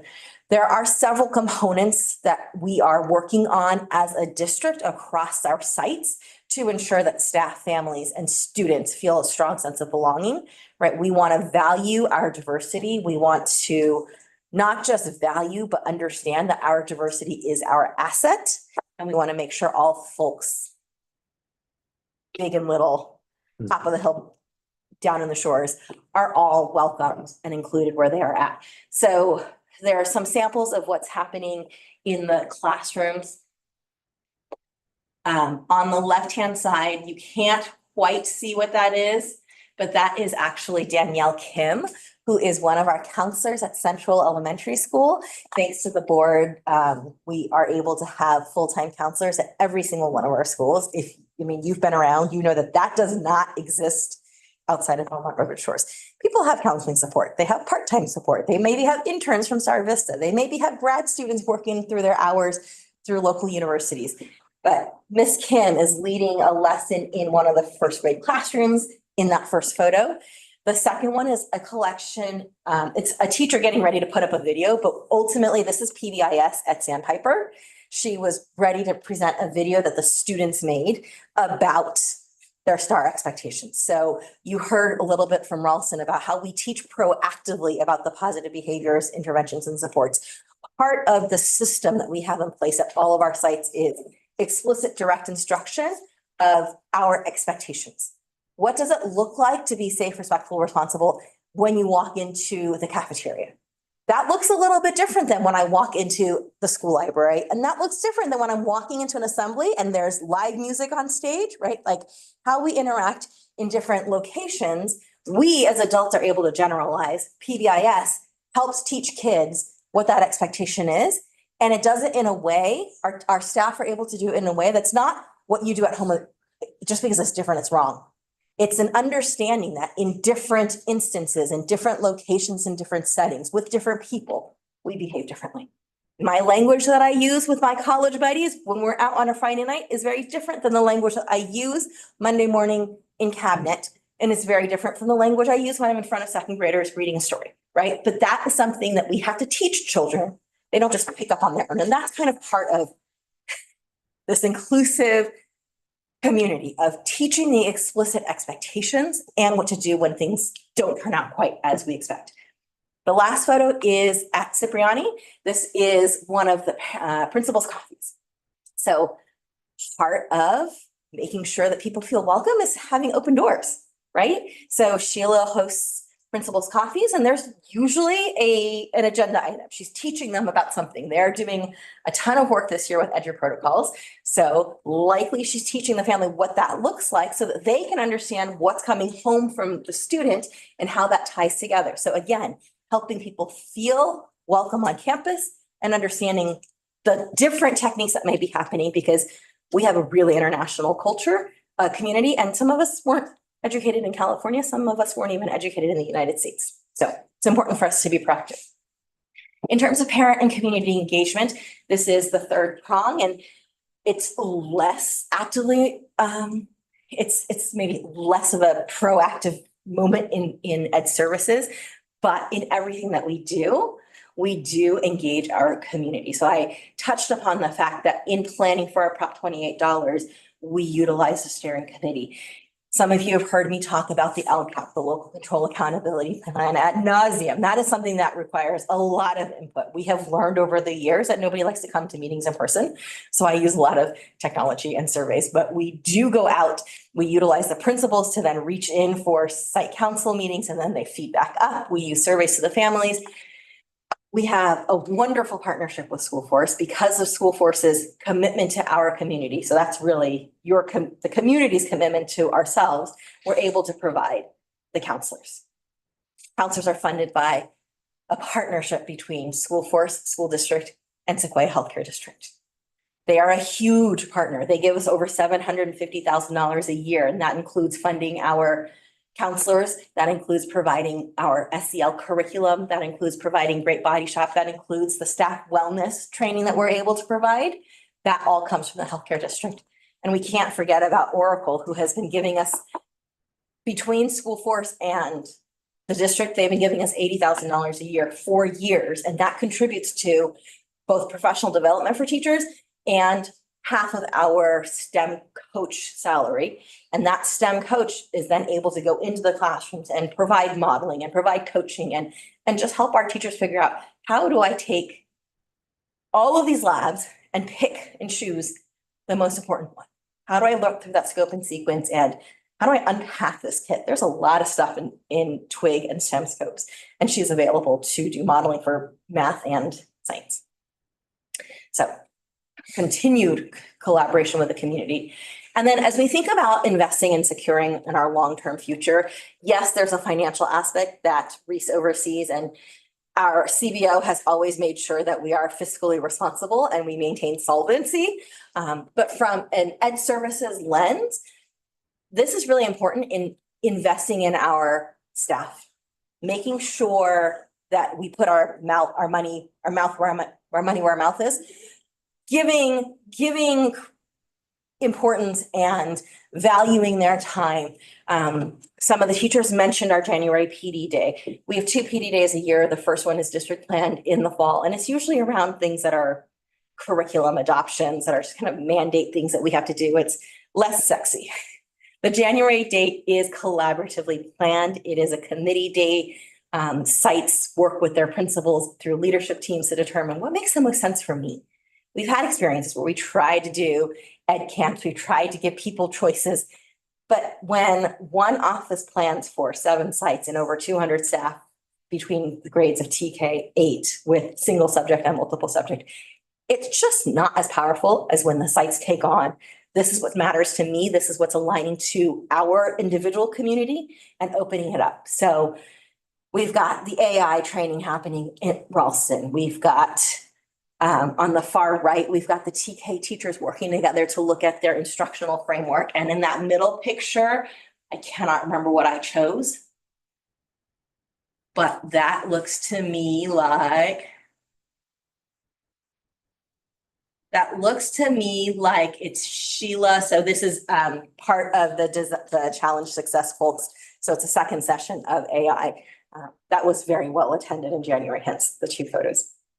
Ultimately, you can see that through all of the things that we're doing, I think it's important for us to remember that all of our work is intertwined And we're not doing one more thing or one different thing, but we are really figuring out how to bring it together so that we can work together and create our future. Questions? Before we do questions, I want to practice the skill. With Ralston, I think we hear from schools, not as frequently, but we're going to hear kind of regular strategic plan updates. So I want to caution on time as we do our questions, and also know that we're going to hear again from Assistant Superintendent Hu. So maybe one or two, and let's get to the next presentation. Try to blend our questions. I have a question. Start at that end. All of my questions have been answered. She has answered all my questions. No questions from me. I have one. Just one. Yes, trustee Cost. Parts. Okay, so thank you for explaining the partnership, because I saw Sequoia Healthcare District and I'm like, how do they partner with us? Can you go into a little bit about that relationship? Because I think I don't know what their mission in general is, but 750,000 is quite a very generous funding. Yeah. And I'm just wondering two things. One, like what is that partnership like, without being cynical? What's the agenda of theirs? What do they want to kind of promote? Yeah. And what are they looking to see back from us? And then also, since you said counselors, SEL program, and body shop, what if that donation, I don't know what the better word is, if the partnership money kind of rescinds or gets lower due to whatever fiscal issues, can we support these initiatives ourselves through the general fund? So the Sequoia Healthcare District has a Healthy Schools Initiative. They are unique. They are one of the few healthcare districts that give back to the community. So their ultimate goal is to make sure that the money that they're collecting, they get their money through taxes. There's a line item in our property taxes that we pay in to the healthcare district. Their goal is to give back and make sure that they're growing health programs. So they work really closely with the school districts every year in determining what does that look like. We've been partners with them since before I came. They used to give us in the range of 400,000, and Michael and I pushed really hard to say, this doesn't, like, tell us more, tell us your per pupil, tell us your calculation. They're wonderful. They really are trying to give back. And we are, I grew some thick skin to ask for some more money, because I basically said, look at the districts that you give money to, and we have a higher percentage of unduplicated pupils. So if we're giving an equal per pupil allocation, we need a bit more. So they have always funded half of our nurse. They used to fund our LVNs. We moved things around a little bit because even going into the pandemic beforehand, we were already having those conversations about the importance of SEL, supporting our students, right? So we had moved from having interns and contractors coming into employees and splitting them at elementary schools to now full-time licensed counselors at all of our sites. That was a continuum that grew out of our partnership, and us continuing to ask for a bit more. So they fund part of our counselors. They fund our health connected curriculum, which is basically sex ed in 5th and 7th grade. They fund the Great Body Shop curriculum for us, which is our health curriculum, something we need to look at. K-5, but for now, that's the adopted one. They don't fund entirely. We fund a lot of it. They support our Second Step and Wayfinder, which is our SEL curriculum, because again, that's all about wellness.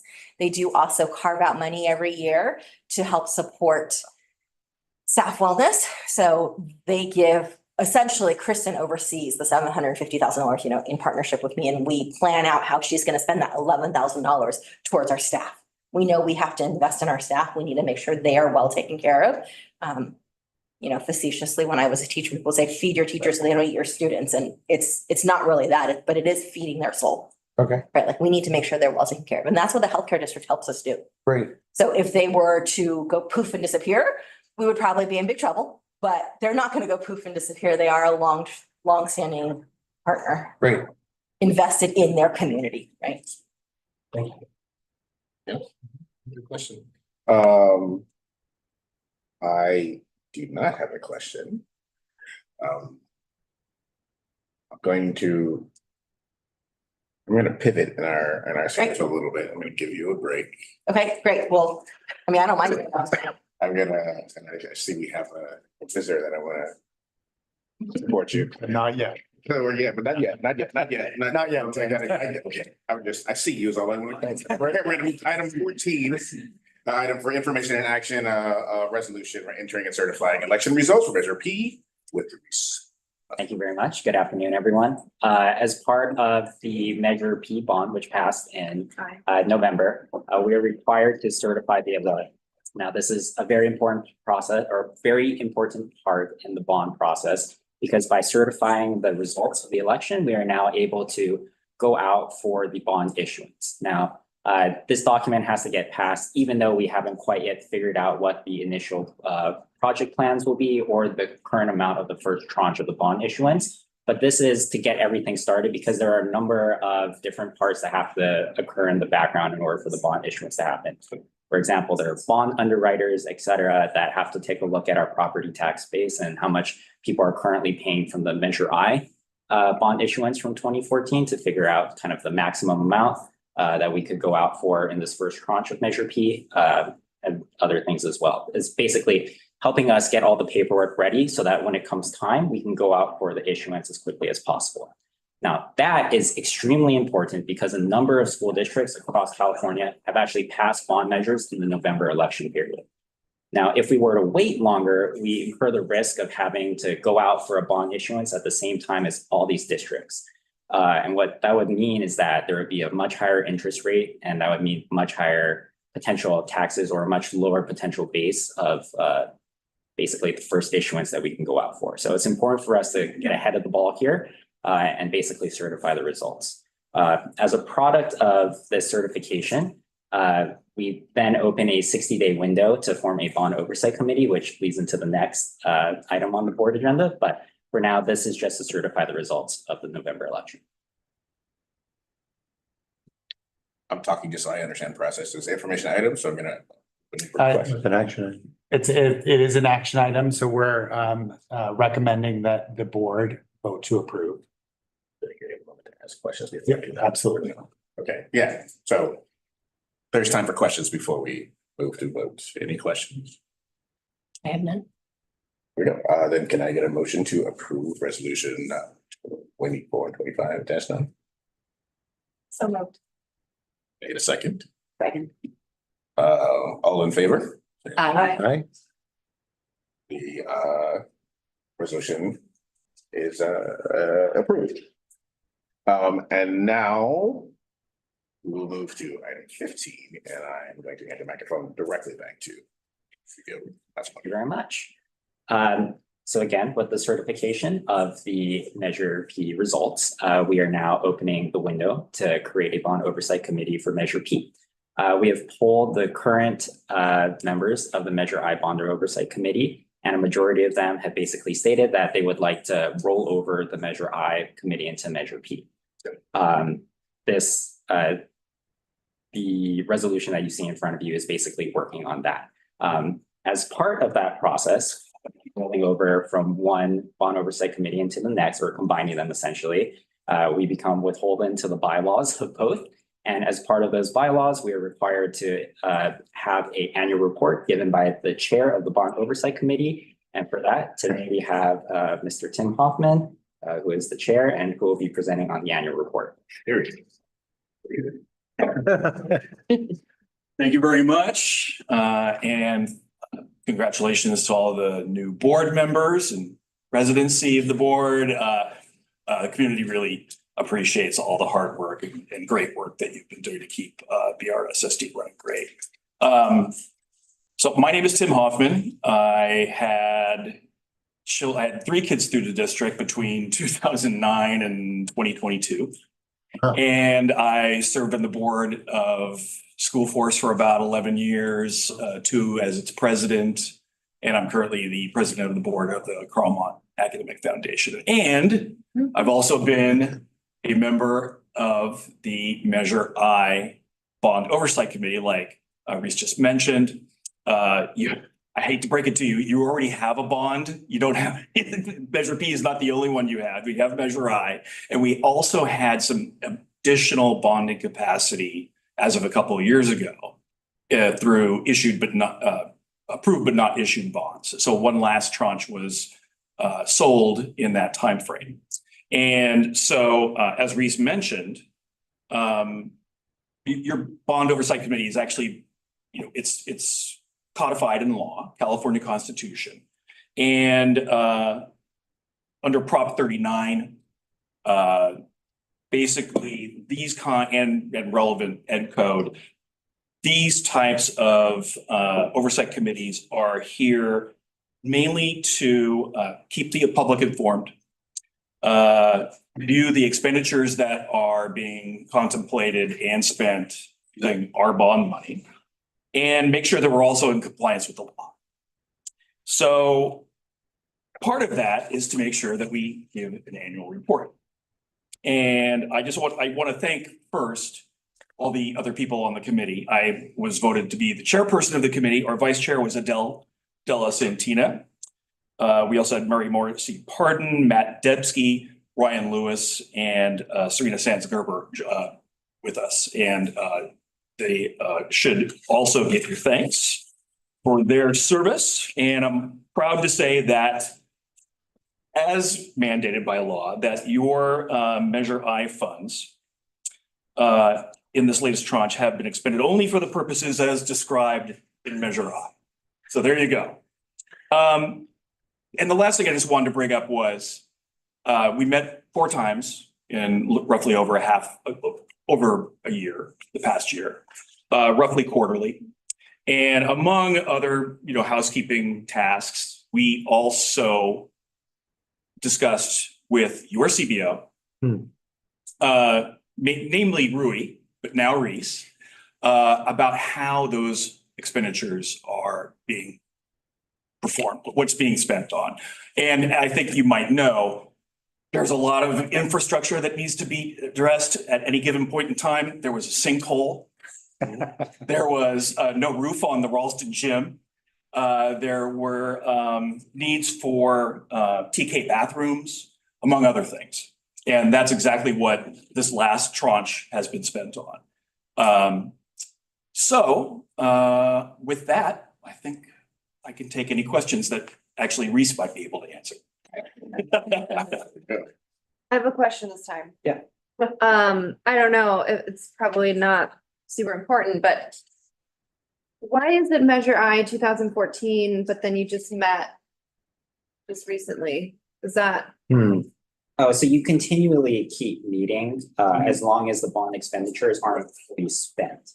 Oh. Right. This was the last of the 2014 Measure I fund bonds that And were. so have you all been working on this thing since 2014 for all Not those us. years? Not Okay. us. There have been various iterations of this That's a committee good question. over the years.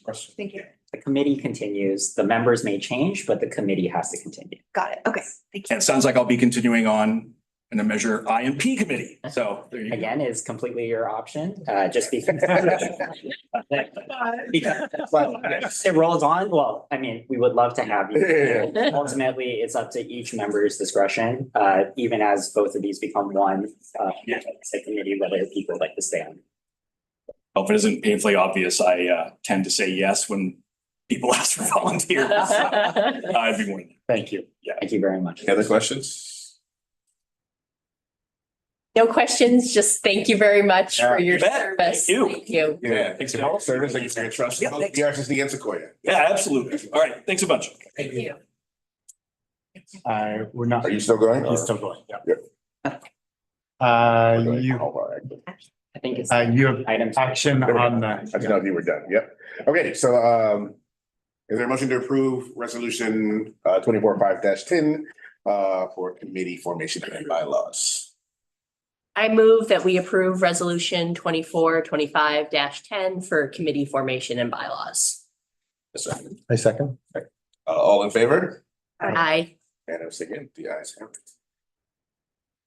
Okay, now that Reese is done, we are gonna move back to item number 13, our LCAP media report with Assistant Superintendent who. Promise say fast, Pamela.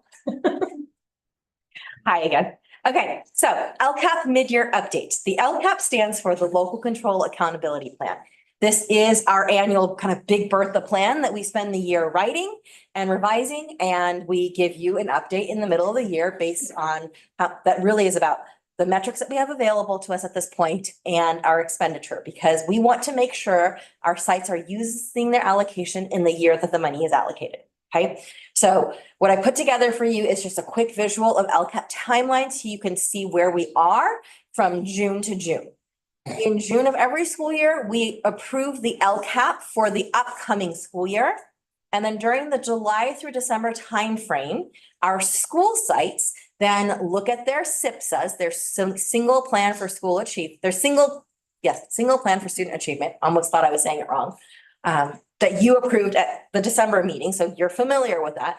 They are revising and making any edits based off of any new data that may have come in July and August based off of student performance. They are spending the dollars that they said they were going to spend when their original actions got lumped into the LCAP in June. Now that we are in January, we kind of make that shift. We are no longer talking about current year anymore. We're giving you an update of how much we've spent, but our school site councils spend January to May, as do I, now thinking about we've come this far and now we are planning for the 25-26 school year. So every year at this kind of beginning of the calendar year time, we start shifting from current year to next year. They're going to work with their site councils to look at their allocations. CBO Matsumoto is going to give us updated numbers. It's generally the same as we've had. They tend to have a little bit more. So the principals are going to be working through that with their school site councils. I make visits to the site councils as I'm invited. I don't go to all of them. And then I start hosting things and sending out surveys to say, hey, here's goal one. Here's how we spent our money. What's important to you? And I start pestering people. In May, I finalize our LCAP plan, and that goes to public hearing here at the board for final approval in June again. So that's kind of the life cycle year after year. Okay, so in June, you approved the LCAP, and at the time, our supplemental concentration grant was projected to be $951,000 and some odd change. As of January 9th, we have already expended a little over $1 million. Don't worry, we're not overspending. Our allocation actually went up after the approval. So we are using live numbers to be able to spend the dollars on our current kids. Who've worked in PTA, your mission is to spend the money that's raised this year for this year's students. That is similar to LCF.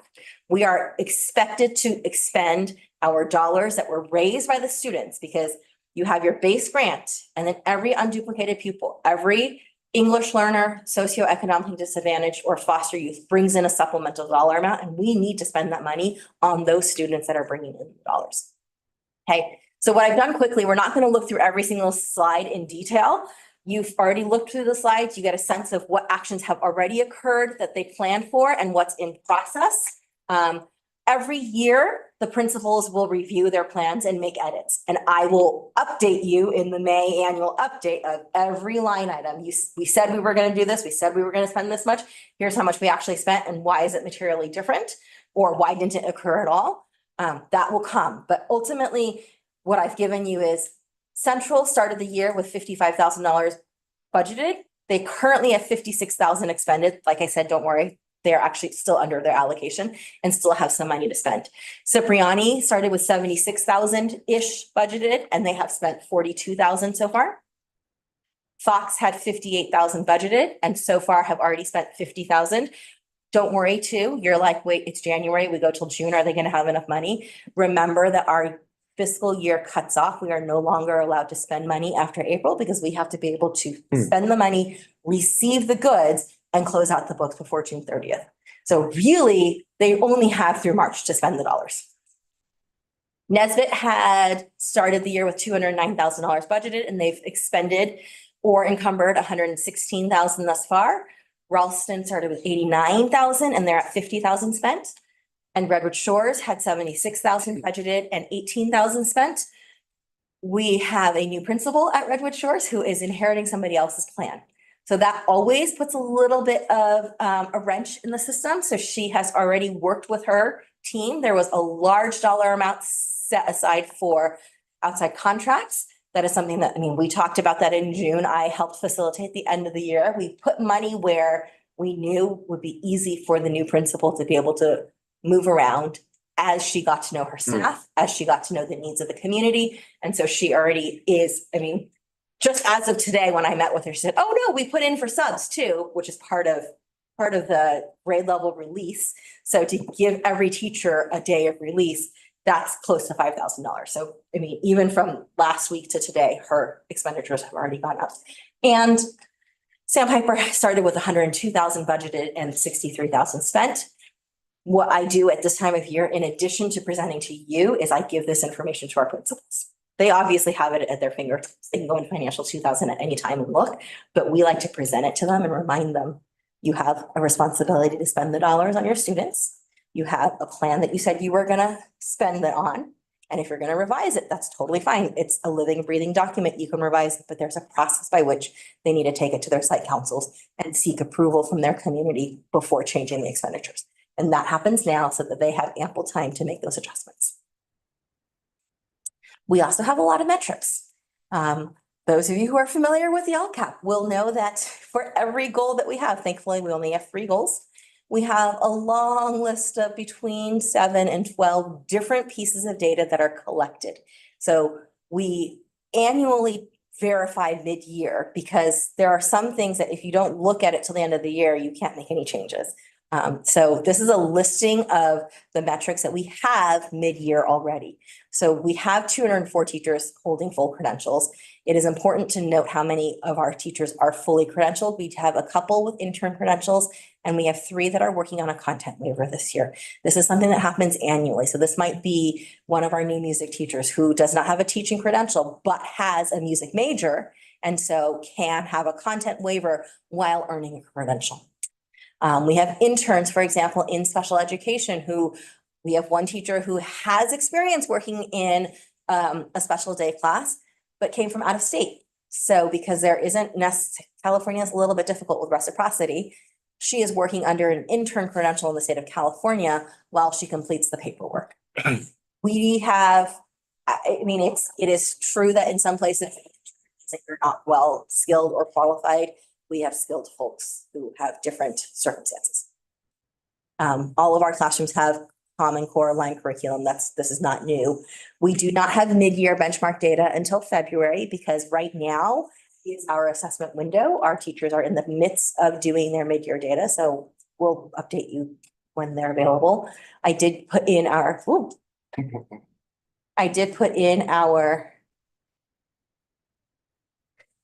state benchmark data, which we've already talked about. Our fall reading data is really quite nice. 83% of our students started the year meeting or exceeding fall reading expectations. That's not a shock to us at all. That's in A reading, so that was 2nd grade through 8th grade. In early reading, we have 79% of our kids meeting or exceeding standards at the start of the year. And in auto reading, that's a phonics test that's automated in grades 4 and above. 86% of our students are meeting or exceeding fall expectations. And then this one I want to call your attention to because it looks bad. Our English learner progress shows that 48.9% of our students are making progress. This is largely due to the fact that our percentage of students maintaining a level 4, that means they've passed the LPAC. That is the state's #1 criteria for you pass the LPAC, you need to be redesignated. Yet they have a metric that says how many of our kids maintained a level 4, which would assume that they passed the level 4 not this past school year, the year before, and we did not redesignate them. We tested them again and they maintained at a level 4. So these are kids who should have been redesignated. You get a bonus point for kids maintaining a level 4, which is counterintuitive because actually the goal is once you've reached a level 4 to redesignate. We worked really hard last year to make sure all of our kiddos who scored an LPAC 4 in 2023 were reviewed and accurately redesignated in 2023-24, which means we didn't have that chunk. So our data look bad, but it really isn't, is what I want you to know. We dropped from 12.1% maintaining a level 4 to 1.2% maintaining a level 4. And I'll just mention real quick, some of that work is through the Sequoia Collaborative. It's us working with neighboring districts and Sequoia to look at how we assess learner progress and reclassify. More community engagement through Stanford Sequoia Research Practice Partnership. Goal 1 was all of the academic stuff. Goals 2 and 3 are about engagement and SEL. Culture and climate and engagement, which even though they're 2 separate goals, really are very tightly linked. And they have a lot of similar metrics, which is why I lump them together. Most of the data that we use to monitor progress on goals 2 and 3 will come in the spring. So we have biannual administration of California Healthy Kids. We have suspension data. We have youth truth data. The youth truth window is in February. So same thing. We won't have any of that until March. What we do have right now are 2 good data points. One is the SWIS data. That's the school-wide information system that Patrick was talking about. It is a data collection system that the University of Oregon pushes out for PBIS schools. In order to gain access to it, it's not expensive. It's quite cheap. You do have to demonstrate readiness because the whole point of PBIS is that we are making systemic decisions. And so as one of the local facilitators, I sign off on the schools to say they have all of the necessary components in tier 1 to be able to utilize the data system. We don't want to collect data if your system is not up to par. So referral rates in the green means that ultimately we look at our school and we're aiming to have 85%-ish of the kids quote in the green. That means they have received between 0 and 1 referral over the course of the school year. It's totally fine to get a referral. That doesn't mean that you're a bad kid or anything. It's a data tracking tool for us to look for patterns. So in all of the tens of thousands of student data that they have, PBIS, Swiss has, University of Oregon has basically set the cut point. If you are in the 0 to 1 during the course of the school year, you're considered in the green. You're doing what you're supposed to be doing and all the universal tools are working for you. If you have between 2 and 3 referrals, you're considered in the yellow. So you might need a little bit of extra support. We're aiming for 5%-ish of the kids, 5 to 10% of the kids. And then if you have 6 or more referrals, then you're considered in the red, right? So those would be our kids with some tier 3 needs. We don't have every single school because Nesbitt was not ready for Swiss. So they're just up this year and they are just getting trained and slowly entering their data. Redwood Shores had been trained and set, and Kiara now is working with her new staff. We had new triple S's, new folks that needed to be trained to enter the data for the school year. So when this slideshow was put together, they didn't have data yet, but you can see Central has 97.9% of our kids in the green. The goal is between 80 and 85%. This is pretty standard for districts that look like ours. We try to have between 90 and 95% in the green for us, and then between 1 and 3% in the yellow and 0 to 1% in the red to match our demographics. You can just see where they're at. And then for SABRS and My SABRS, remember that we do an SEL screener. The SABRS stands for the Social Academic Emotional Behavior Risk Scale. This is a product that we have inside of FastBridge. There is the SABRS, which is the teacher perspective. So 3 times a year, every teacher pulls up their list of students and does a quick rating scale for each one. And there's questions like, gets along with peers. And the teacher is asked to say, sometimes, always, never. Turns in high quality work, sometimes, always, never. Has problem solving peer-to-peer interactions. There are questions that are like that. The teachers rate in K through 8, and then there's a My SABRS, which is a student perspective starting in 3rd grade. So starting in 3rd grade, we can see, are the students' ratings consistent with the teacher ratings? That to us is generally a red flag. We want to, usually what happens is it's very consistent. The child who tells me they're dysregulated is a child I see who's dysregulated. That's not a problem because I know and we're working on it and you're on my radar. That's great. What's really concerning, particularly in our community, is the child who presents to be completely regulated and the teachers and the adults all say, oh, they've got it under control. But then when they self-reflect, they show up as being anxious, depressed, scared, whatever it is. that is the child that we actually worry more about because they've learned this coping mechanism that then shuts down. So a little bit like if you've watched Inside Out, when Joy loses her sadness and her ability to share that that's how she's feeling, we don't know how to fix it, right? We want to help our kids find out. So the good news is both our Sabres and my Sabre Stater are very consistent. Year after year, administration after administration, we're seeing great work. Staff is aware of what's going on with the kids. Kids are feeling open to be able to share. And it's not just aggregate data. Our teachers are able to look at the individual students. So it might be that overall in the class, the percentage is right, but the individual students may not match perfectly. The teachers are looking at that level with the counselors to really pull the kids who need additional support. So that is where we are in terms of LCAP implementation. Do you have any questions? Thank you. Questions? I got one. There we go. You're rather quiet today, man. So maybe I missed it, but can you explain what referral rates mean for this Swiss data? Yeah, so What's a referral rate? a minor referral is really, it's very minor and it doesn't mean your child's in trouble. That's the number one piece. Okay. We make office referrals in PBIS when I, as an adult, have had to do some extra teaching with a child. And it doesn't mean that Dan's in trouble because I made a referral for him. I'm making note that Dan had an issue on the playground today. We thought we worked it out, but he came back into the classroom and it still wasn't solved. So I had to talk to Dan a little bit more and work it through. And I had to maybe say to my class, hey, give me 5 minutes. Let me talk to Dan real quick. We already worked it out. I helped him with it. I helped him problem solve whatever it is. He went and said sorry to his friend, or his friend came and said sorry to him, whatever it was, it's done.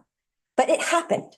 So I write down on, and the forms look a little bit different at each of the sites, but the idea is it should be a little sheet that you just check mark where at some point in the day, I'll say, my name is Ching Pei. I spoke with Dan on this day at this time. The incident occurred in this location and this was the thing that happened. And this is how I resolved it. And that little piece of paper eventually makes it to the front office, and the SSS, the Student Services Secretary, will enter the data into Swiss. And we try to keep up to date at least within 2 weeks, because then the PBIS team pulls up Swiss and says, how many referrals do we have? Oh my goodness, Dan has 4 referrals. What's going on with it? Maybe it's a student-specific behavior. The other thing I can see is I look at the dashboard and I can say, you know what? Dan had an issue on the playground on that play structure, and I'm seeing that this is happening. This is a recurring problem with all of the first grade boys. Maybe it's a schedule that I have. Right? So like when I was a principal, we looked at it, we found out we had a brand new play structure and there were too many kids trying to access it at once. So we had a lot of behavior problems. We created a schedule. People knew when they had, it was their turn to play. Those problems went away. Some of the fixes are that easy. But if you don't have the who, what, when, where, why, how often from that minor referral, that the kid's not in trouble. But I had that conversation. If I'm the only one having the conversation, no big deal. But if I'm having that conversation and my teacher friend next door is having that conversation and the one upstairs is having that conversation, and we're not in the know that we're all having the same conversation, we're just working in circles. But if I take the goal is 30 to 45 seconds, fill that in, turn it in when you get a chance, then the PBIS team can look at the data and really then say, hey, I think this is what's going on. Let's try. So instead of throwing darts at the dartboard and seeing what's going to stick, we can really try and tailor a solution to what the problem is, not guessing at what the problem is. I have a question. To piggyback on that question, I was wondering about, it said in the second line, the bullet point line of the PowerPoint, that there are like reset practices required. What is a reset? Yes. So we're just resetting our understanding of what PBIS is. So what we've done this year, so for previous years, we used to host large scale trainings here in the boardroom. We would break up the schools into 2 groups. And on day 1, Kristen, Jacqueline, and I would train 3 schools and their PBIS teams. So not the whole schools, but their teams. And on day 2, we would train the other 4. We have found that all of our 7 schools are actually in very different places, and we weren't able to find good pairings. So what we've done differently this year is Jacqueline is coaching 2 schools, Kristen is coaching 3 schools and I am coaching 2 schools, and we're working with those individual PBIS teams to sit with them, to use the tools that are available to us from the University of Oregon. We want to look at both implementation data and outcome data, because just because the outcome data aren't what we expected, it doesn't mean that the system's not necessarily working. We really have to understand, are we implementing the system as intended? Have we utilized all the components that are required of us in tier 1 to even get access to Swiss? And that's what the coaching and reset is looking like this year. It's very different depending on which site we're working with, but we think this is more tailored and more individualized. Because what we want to do is make sure PBIS is responsive and culturally appropriate and localized without creating fatal mutations. Fatal mutations. Fatal mutations. This is Rob Horner is like the founder of PBIS. That's one of his favorite kind of key phrases. It's important that is individualized to the site and it makes sense to your context, but it's actually really important too that you still stay within the confines of what defines the system and the research that we know works. Because sometimes we can stray so far, we make one tweak here and one tweak there and one tweak here, and suddenly it's not really within the curves and bounds that we're looking for. So that's our role, to try and rein in some of the fatal mutations that we see at our sites. So following up, on trustee Tang's question. So for then the ones where they have to reset the practices, do they not have access to Swiss at this? They do. They do. They do. I mean, they do. They're ready for it. There are a few things. Sandpiper has been collecting data and not entering into Swiss, even though they've been paying for Swiss, because that's part of, so the broken part of their system isn't how they're collecting the data or how they're using, it's how the input's not happening, which is a minor, right? Like, so would be instances in which I would say, sorry, we really need to take a step back, where none of them are that. Some of them made little tweaks, right? Like, I don't know, it's like when you have a recipe that someone gave you and the first time you make it, it's tastes one way and you couldn't quite remember and it changed. And before you know it, you can't even tell that it was the original. But we're trying to avoid that. So does that mean like sounds like it's a bandwidth issue maybe for the person, the SSS, who's not finding the time to enter the data? There are a lot of reasons. Okay. But I mean, that That could be one. ultimately, that could be a bottleneck. It could be a bottleneck. It It's could find time to input it. Yeah. Into the system. Find time, make time. Yeah. Understand their role, right? Like. And then one final question was. Is that the same thing? Same question? Yeah, go please, go I ahead. just want it for clarification. Do all grades receive the referrals or does it start at all grades? Okay. So, but the important piece is when lay people hear referral, they often think this means the child's in trouble. 9 times out of 10, a child who has a referral log isn't in trouble. It's really, truly an information gathering mechanism for our staff so that we can see what are the patterns, what's happening. I can't remember who Shelley had asked. Do you track if there are more teachers making referrals? We definitely look. We can look to see which teachers are making the referrals to see, is this a pattern? More referrals doesn't mean that it's the negative ninny. More referrals could be, I'm following the system that we designed together as a school. We are also looking at, are there classrooms in which more referrals are coming from? Where maybe it's not the teacher writing it, but the kids from this particular class, when they go to specials, when they go to recess, when they go to lunch, are they earning more referrals? Because then that tells us something too about, is there something that we need to teach within?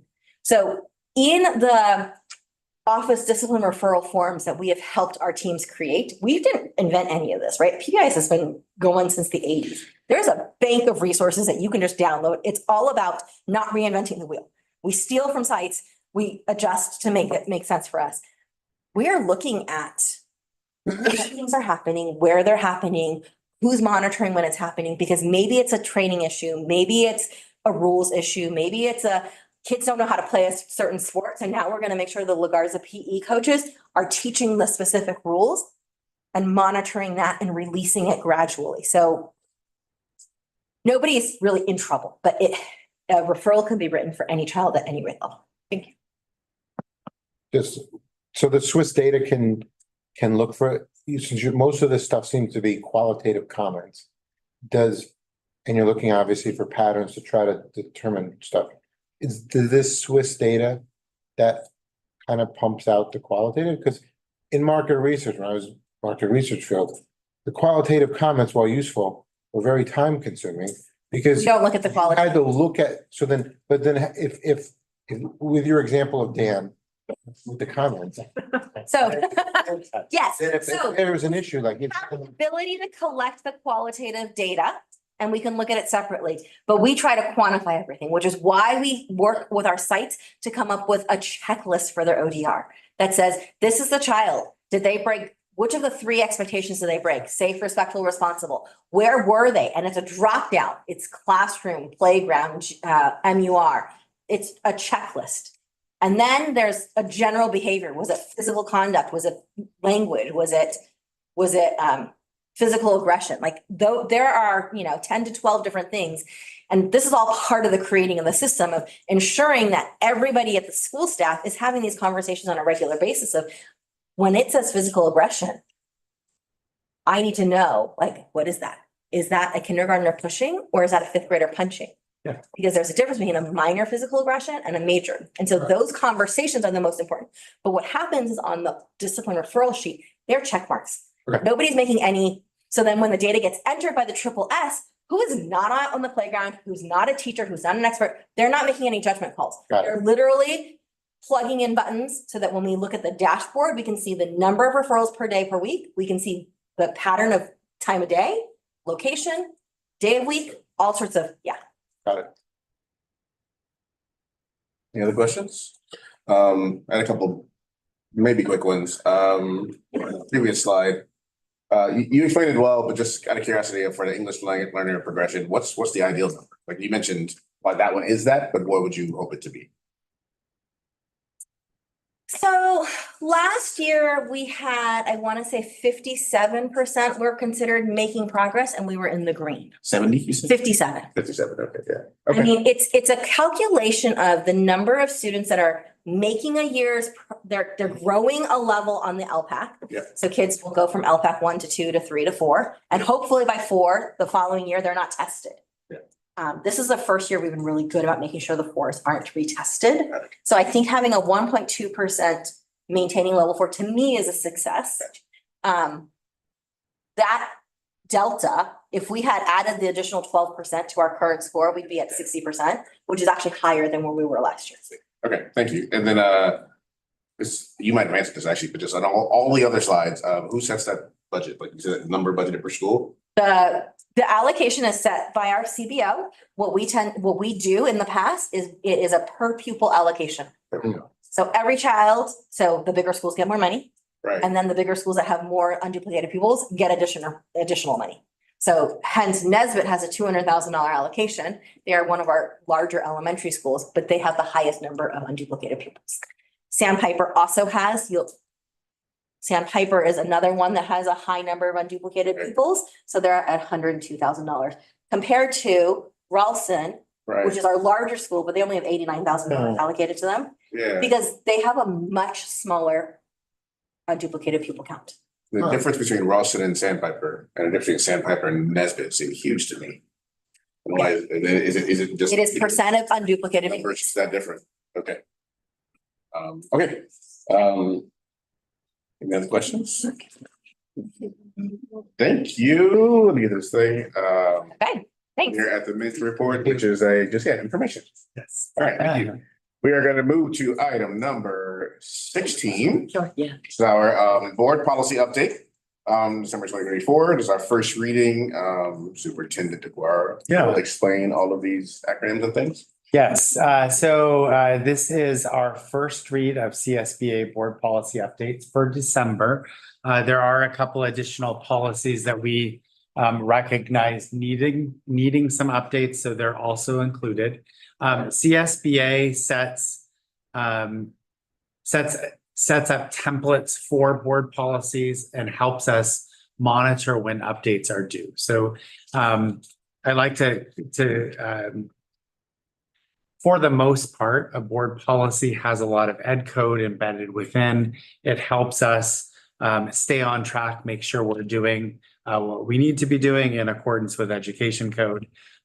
Administrative regulations, or ARs, are the regulations that tell us how we're actually implementing the policy. So the policy sets the philosophy, the regulations set how we're doing it. And every quarter, CSBA sends out an update. So this is the December update for first reading. Staff has gone through each and every policy. We've noted where changes should be via deletion, the red line you'll see. Next step, it comes back for a second read and a recommendation for approval at the second read. So there's a month between first read and second read. We hope within that month to receive any feedback from the board.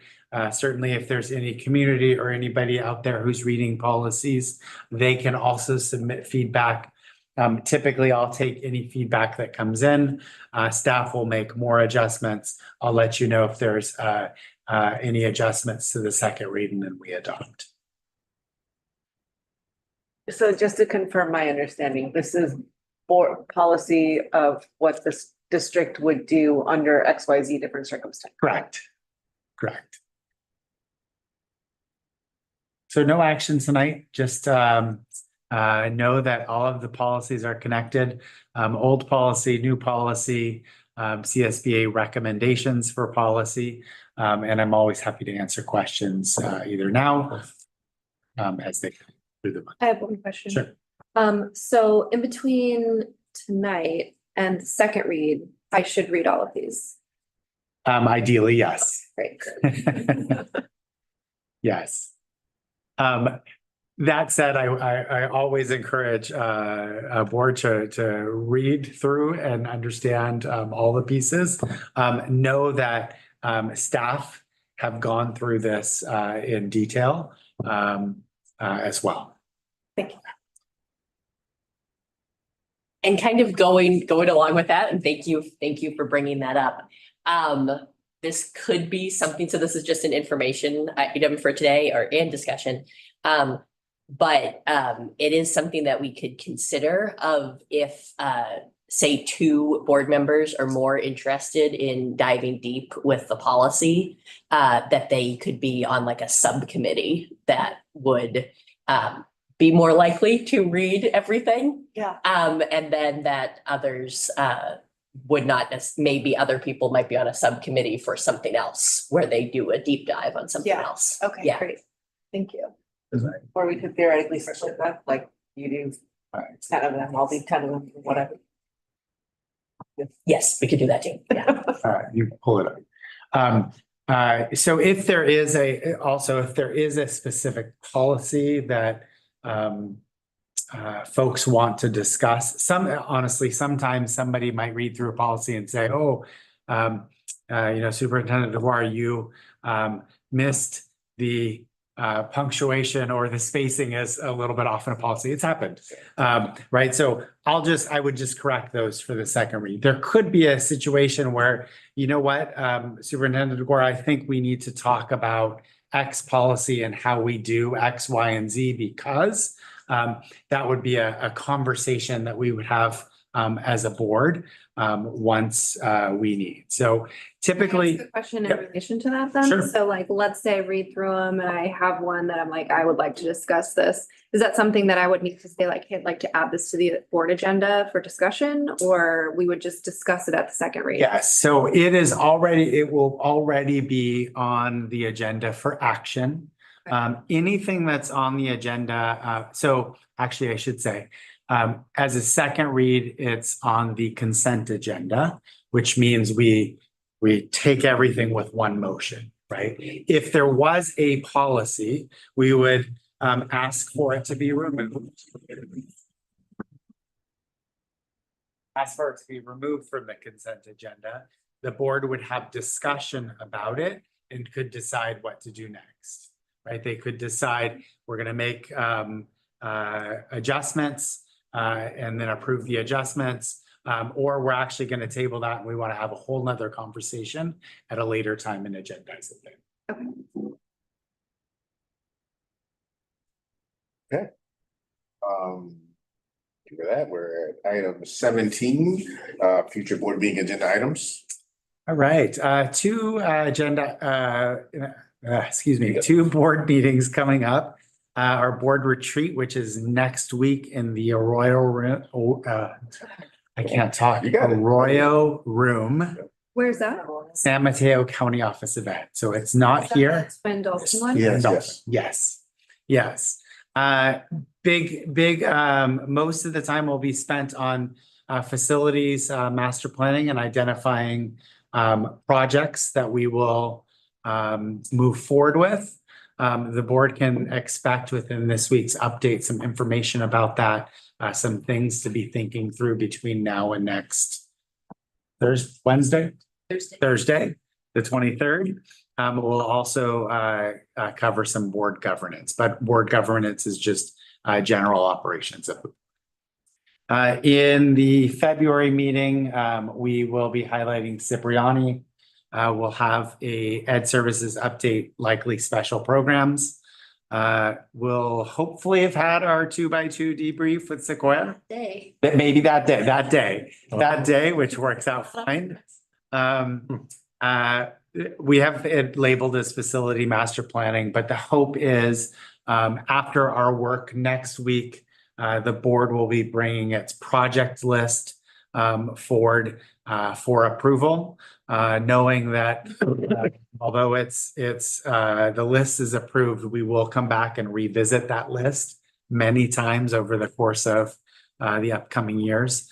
We'll also be putting in front of you the resolution to approve us to move forward with the bond sale. Everything's moving really quick, right?